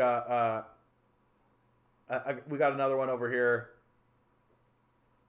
Lots of like Christmas films, lots of like pro-Christian shit. Oh yeah, look at what's happening in the UK, dude. The UK is just turning into a literal fascist shithole.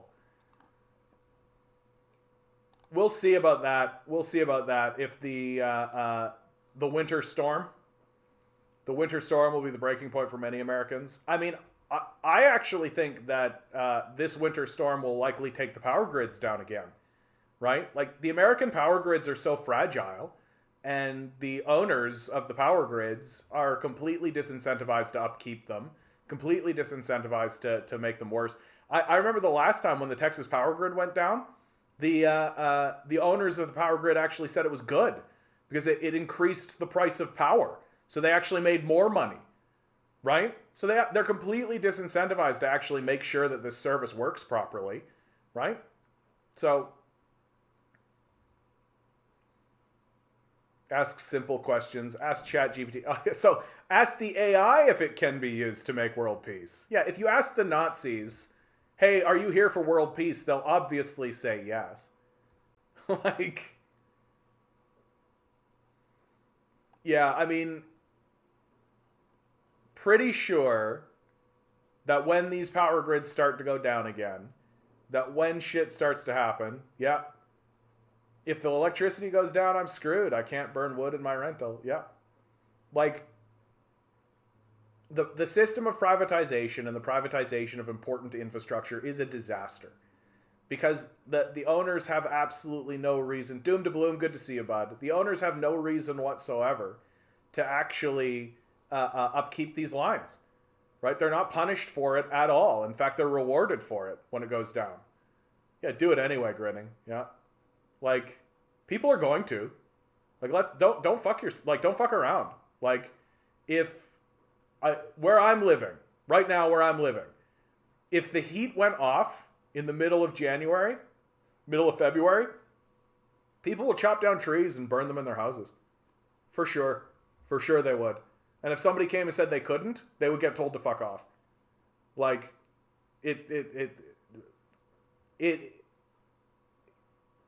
I think that most people would be willing to tolerate hardship for themselves, right? So if you are sitting there shivering away, being cold, I think you would be willing to tolerate that for yourself. But you're going to see a lot of people turning and looking at their children and seeing their children shivering. And that's going to be a whole other ball of wax. That's going to be a whole other ball of wax. And again, this is the outcome of our ignoring of climate change. I shouldn't say ignoring, but like the duplicitous nature of the gas and oil industry. Like, the executives of ExxonMobil and of these organizations should all be incarcerated, at bare minimum. They should all be incarcerated for the disinformation campaigns, right? Like, I'll say it over and over again. If this was happening and there was a bunch of like oil execs being like, oh my goodness, we didn't actually see that this was a problem, and then the moment we found out that it was a problem, we're working to solve the problem, and we're working with state and local legislators and federal governments, and oh yes, of course we need to move forward and all that. That would be one thing. right? I can picture humans accidentally stumbling into this kind of dumb bullshit. That's exactly who we are. I can even accept the idea that they found out about it and then just decided to be like, okay, we're not going to do anything actively because we're still capitalists, we still want to make money. But if the government says we have to do something, and okay, right, then okay. That I could even accept.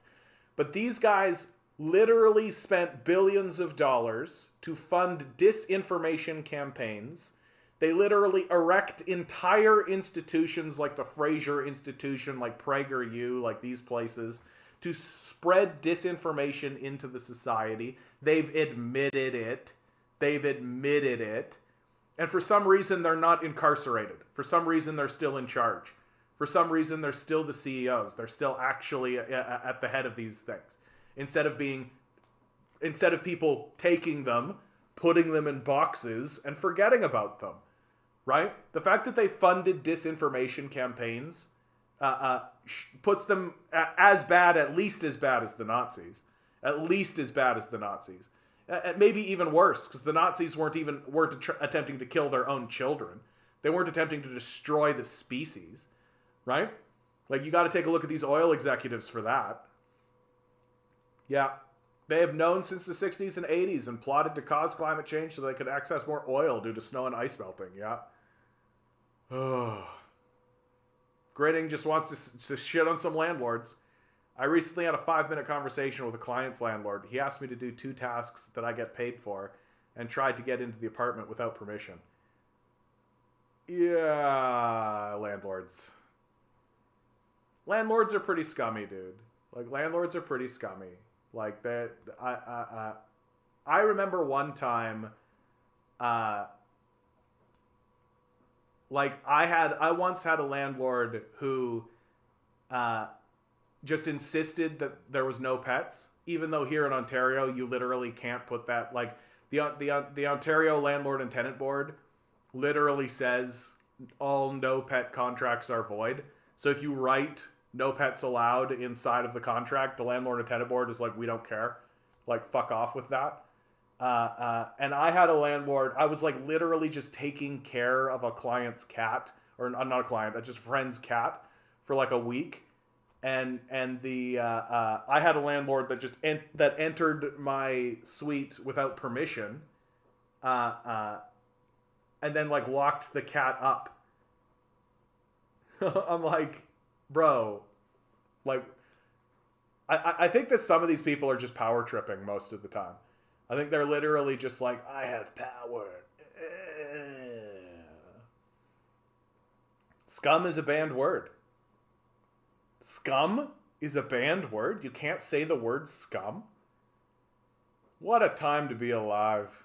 What a time to be alive. Soon they're going to ban like words like poo-poo. You'll be like, that guy's a duty head.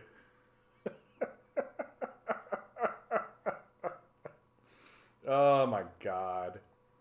Yeah, the pendulum's going to swing the other way too. That's the thing that's so fucked up about all that. Is that for all of our like trying to squinch out all of the naughty language, like the pendulum's going to swing the other way. And we're going to get like completely ramrodded with a bunch of, like, you take a look at what happened on Twitter, where the N-word spiked like 500. Now Anemone is like, oh wow, it's actually banned. You can't say the word scum. How'd you get that one through then, Grinning? You said it once. You said, I can't say scum. Well, there it is. How'd you do it? What are your secrets? Yeah, Mao had a good solution for landlords. Yes, he did. Yes, he did.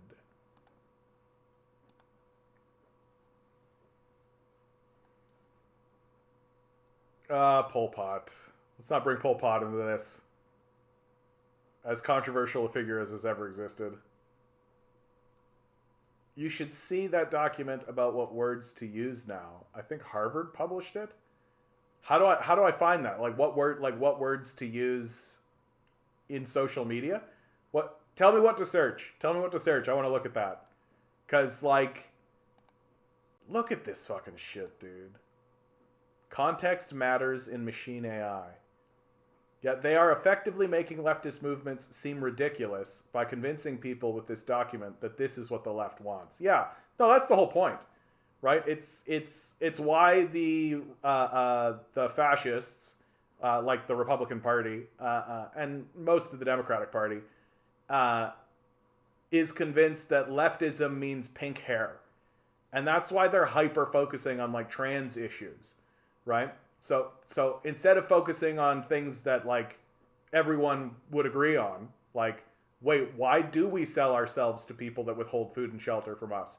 Instead of that, they're just trying to convince everybody that what leftism means is this obscure, small-scale issue that really, like, it matters to the people it matters to, but it doesn't matter at all to the vast majority of the populace. Like, I was saying this yesterday, like, okay, so trans people exist. How interesting, right? Moving on. Right? That's my position on the whole trans thing. Like, oh, a trans person. Here you are.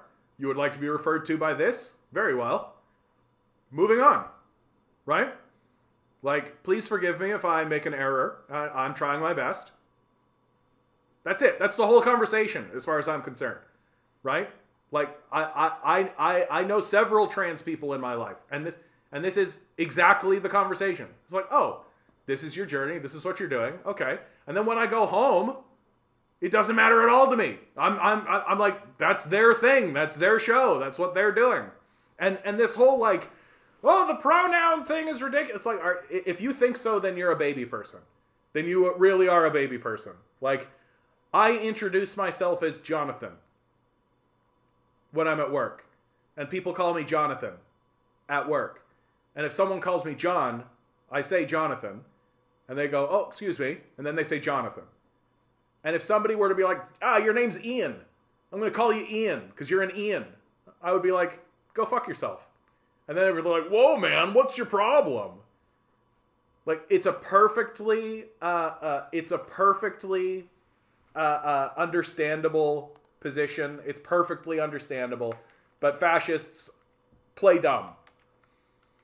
The Stanford Guide to Acceptable Words. I hope this is written like this. Dude, Anemone, is it the Sanford Guide? Is it the Sanford Guide? Nope. Oh, I know why. Oh, yeah, okay. I'm fucking up. Hold on. I'm fucking up. I'm fucking everything up. The Stanford Guide to Acceptable Words. Behold the school's elimination of harmful language initiative.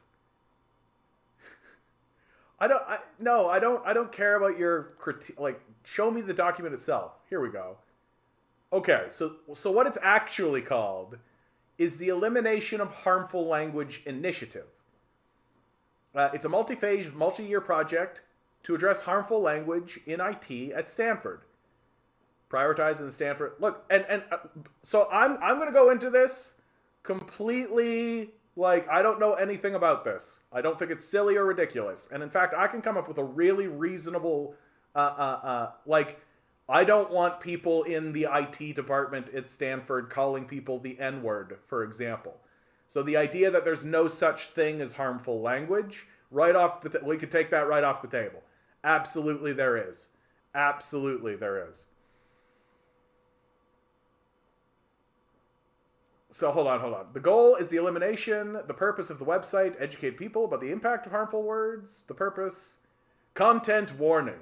This website contains language that is offensive or harmful. Please engage with this website at your own pace. I love that, at your own pace. Because I'm going to read these words, I'm going to be like, oh, glory me. Dearest, oh, it's all just... And I know that I'm saying that in jest, but I know people like that. I know people that if you say just general curse words, if you just say fuck around them, they're just like, oh, dearest me in glory, oh, Jesus wouldn't want to hear that. Like, is this a problem amongst millennials? Does anybody know, like, a millennial who is like this, where if you say a swear, they're just like, "Good, glorious, glorious day." Ableist. Ableist language is a language that's offensive to people who live with disabilities. Yeah. So, instead of saying addict, consider using person with a substance use disorder. Instead of addicted, say hooked or devoted. Instead of basket case, nervous.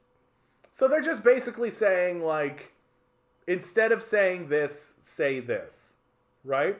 And some of these, I think, have validity, right? Like, what the wider culture is absolutely going to do with this kind of stuff is it's going to be like, oh, goodness, it's those leftists trying to control the language. And I'm literally like, nah, there's some good stuff in here already. No, I suspect that that's true, Anemone. Like, Anemone says, no, there's some really ridiculous suggestions. For sure, I think that's true. But stuff like, for example, crazy, right? So instead of calling a person crazy, perhaps trying to say surprising, wild. I don't think that's better. If I was acting crazy and somebody said, no, say surprising or wild, is that better? But here's a pretty clear one. Right? Cripple. Right? So instead of saying cripple, say person with a disability. I think a guy named Dog comes in. His very first comment is Marxism is wrong. Good start, Dog. I'm sure you know all about Marxism and what Marxism is. What's Marxism, bud? What is it? What's like if you had to nail Marxism in one sentence, what's Marxism? What's Marxist thought? Let's see how literate you are. Let's go. Yeah, dumb, right? So dumb, non-vocal, non-verbal. So I gotta tell you, I think that what I'm seeing is just more of this like culture war stuff, right? Where like by and large, there's like a language thing where it's like, yeah, we think that the people who are experiencing these things don't want to be referred to in these terms and would prefer the usage of these terms. And so, of course, there's going to be a handful of them, right, that are going to be a bit silly or a bit like, what?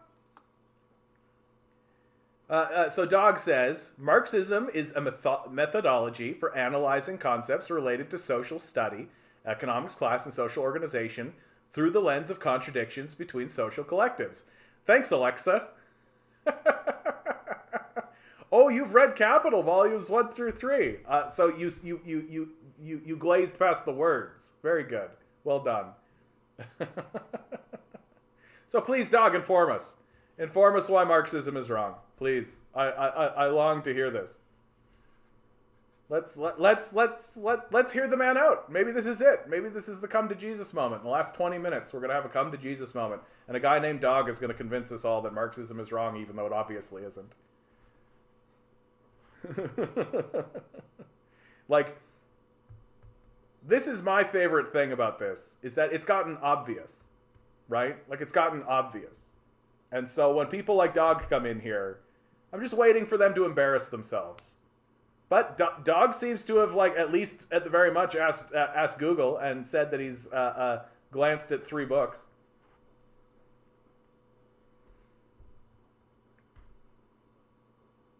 Yeah, so here's a good one. Instead of brave, so this is under culturally appropriative, right? So instead of saying brave, like a First Nations person is a brave, right? They consider saying none. Don't use that. Right? And like, I don't know, dude. I think that I'm looking at this and I'm kind of saying like, yeah, okay. Like, this is not unreasonable. It isn't unreasonable for groups of people to say, we really wouldn't like to be referred to this way. And sure, there's going to be some that are going to be a bit silly. And for me, my takeaway is that why is it that when an organization sits down and it, like, so for goodness sakes, like stuff like, there's a lot of First Nation stuff here, right? Bury the hatchet, right? Call for peace, call a truce. Chief, the person's name. Geronimo, don't use this. Guru, expert, low man on the totem pole, right? Lacking on the warpath. Pocahontas, right? And you can really picture like an old boomer type being like, okay there, Pocahontas, right? That kind of stuff, right? I love that one. Pocahontas. Instead say the person's name, right?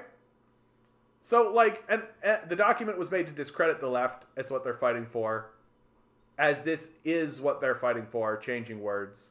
I mean, yeah, okay, like,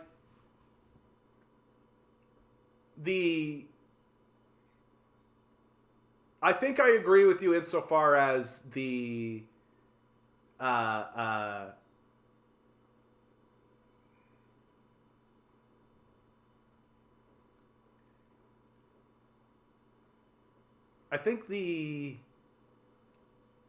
agree with you insofar as like the changing of language and the changing of words has become what we're hyper focused on, right? Yeah. Anemone is part 1 of 2. He's gonna clarify. It's gonna come together, Anemone. You wait.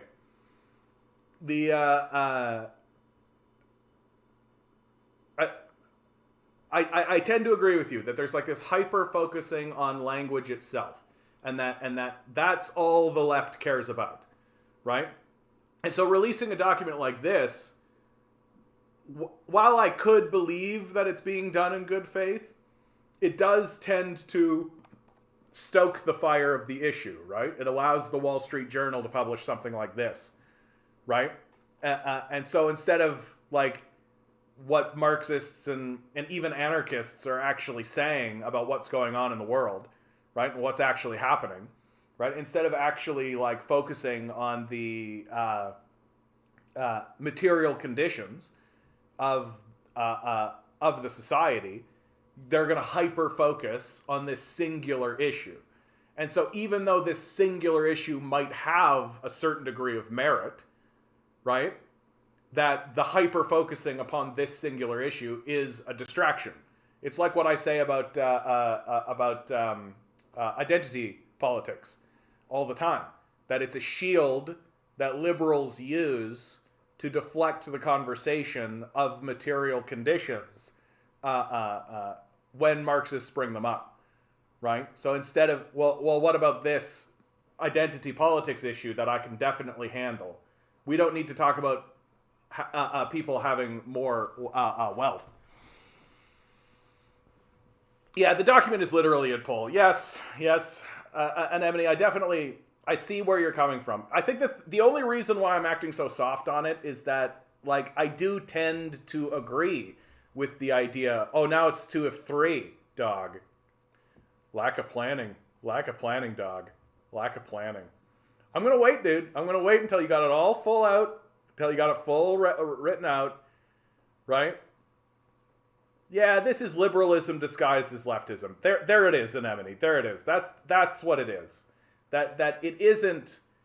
It's and it's common that this happens. That especially right wingers and conservatives will be like, oh, leftists wanted it, but it's like, no, liberals do. Like that's correct. That's a very liberal thing, and I do think that a reason why liberals have taken to hyper focusing on this particular issue is because they don't know what else to do. I think that that's really what it is. Because liberals are, just like conservatives, are also beneficiaries of the material system. Like, they are also part of the ownership class. Or at least they think that they're beneficiaries, right? So they're in essence pro-capital. And so they don't know what else to do, because to do anything else would be to actually try to change the material conditions for the society, which they don't want to do because they're the beneficiaries of that arrangement. And so this is what they're choosing to do instead.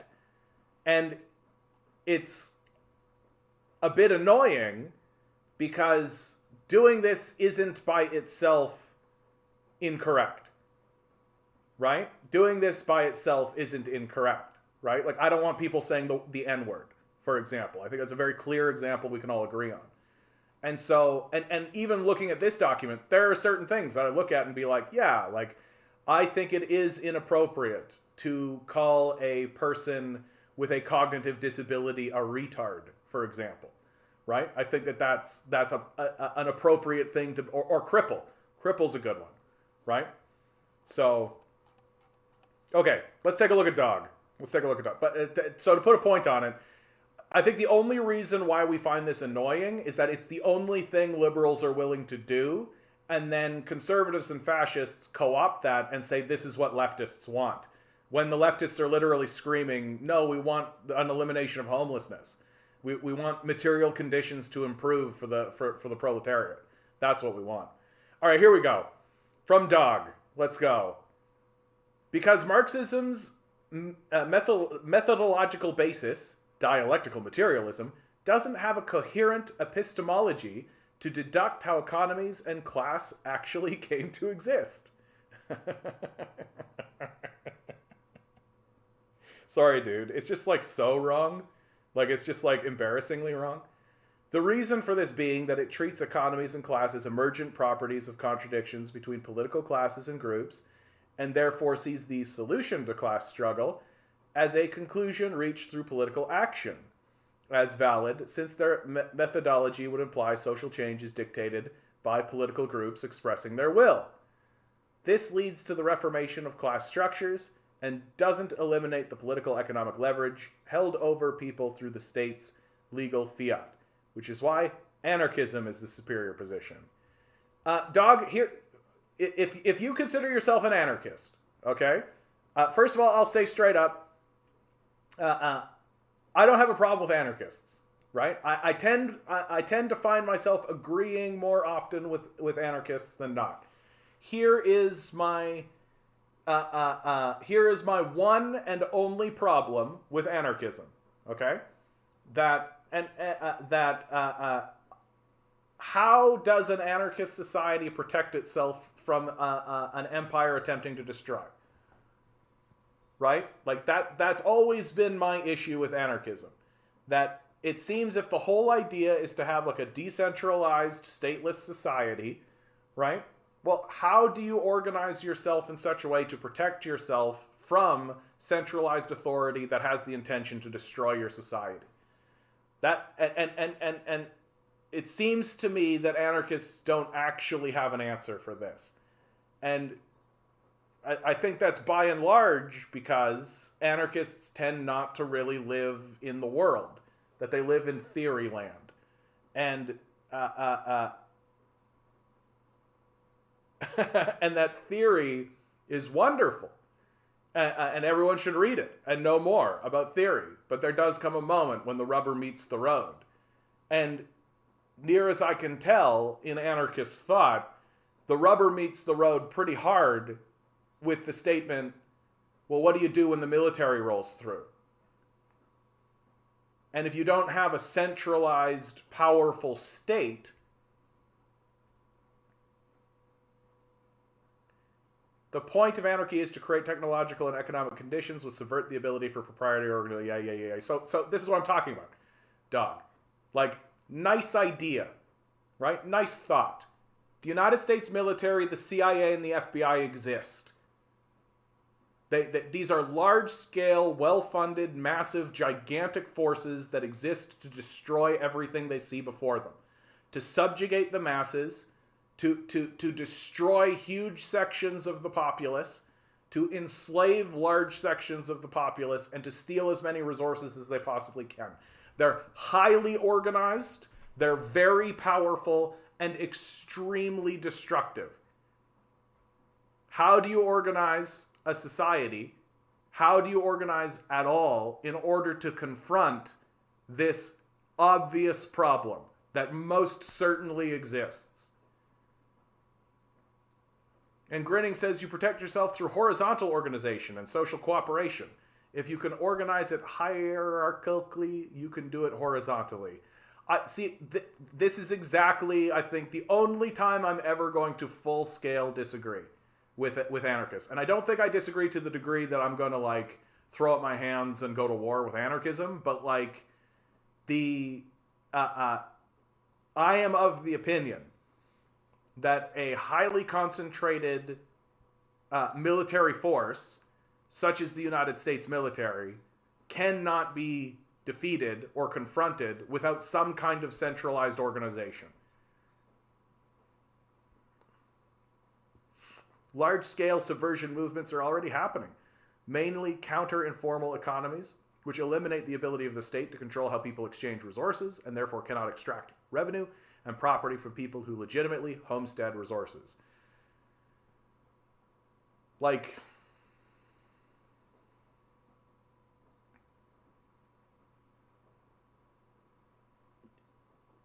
that by withholding your labor from the system itself, that this is essentially what I think you're driving at.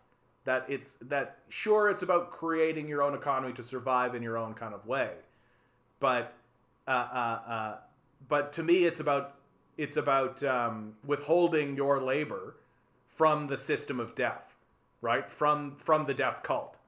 That's what it is to me.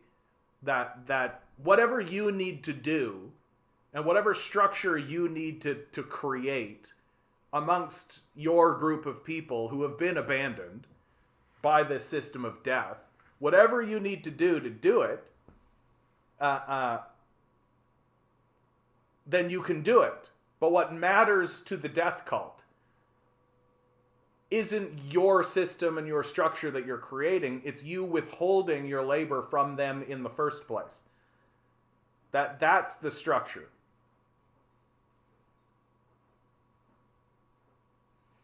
If you insist on organizing yourself hierarchically, you just end up reproducing capitalism, just like Russia and China have done. China has not reproduced capitalism, though. Certainly not in the way that exists in the West. That there hasn't been an integration of the capitalist system with the ruling class in the same way. That the Chinese seem very aware of this corruption that can happen. And unlike the United States, where corruption has been legalized and it's been built into the system, the Chinese haven't done that, and the Chinese system seems to be working in favor of the people, by and large. So I don't think it's fair to say that just because it is a hierarchy means that it's going to reproduce capitalism. And the story of capitalism in China is more complex than that. The United States militia isn't the main threat. I mean, it's the tip of the spear, certainly. Good to talk to you, Travis. It's the central bank, the leverage held over people through the political economy, which allows the state to actually coordinate and sustain it. The issue is that the state is an organization with inherent incentives which create downward pressure onto its actors, which reinforce certain trends of action, which means the state inherently perpetuates capitalism or other forms of class conflict.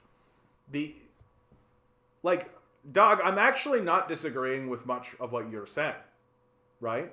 Like, I tend to agree with, this is what I'm talking about when it comes to anarchists and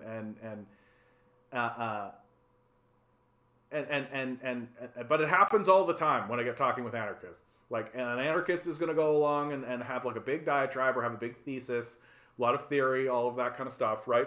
And I find myself kind of nodding along and being like, I hear you. Yep, absolutely.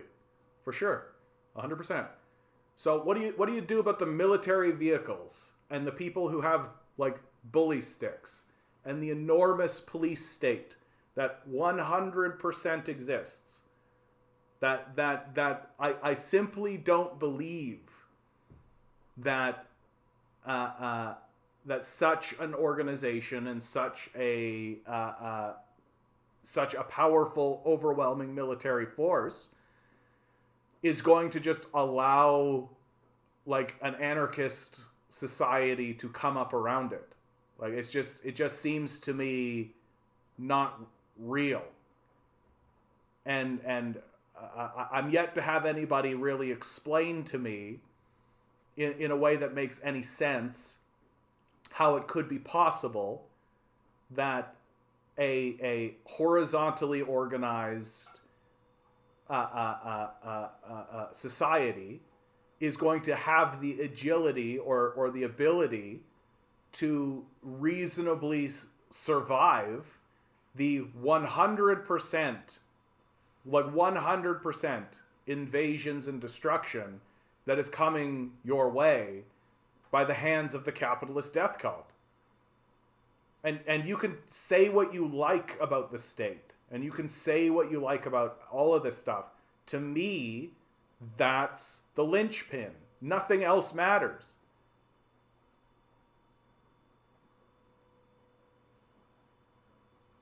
I don't see there being an anarchist society in the form of a country or defined territory. Anarchy, to me, can only exist once the ability for states to emerge and sustain themselves is removed. Fantastic.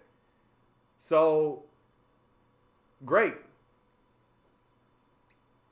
Like, so once the problem is solved, then we can talk about anarchy. Like, I don't know what to tell you, man. Like, there's a massive, enormous, huge, gigantic problem, like glaring issue with the anarchist thinking that I see right here. And when I bring it up, I'm told, well, that'll go away eventually, and then anarchy will reign. Like, no. It won't. It won't. Like, it won't. Right? Like, it won't.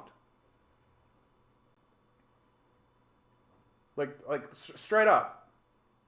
Like, it won't go away. Like, the United States military and the forces therein are not suddenly just going to go, and leave. And we're not, like, going to survive. Yeah, Edward, you have a good one. We're reaching the end of today's video anyhow.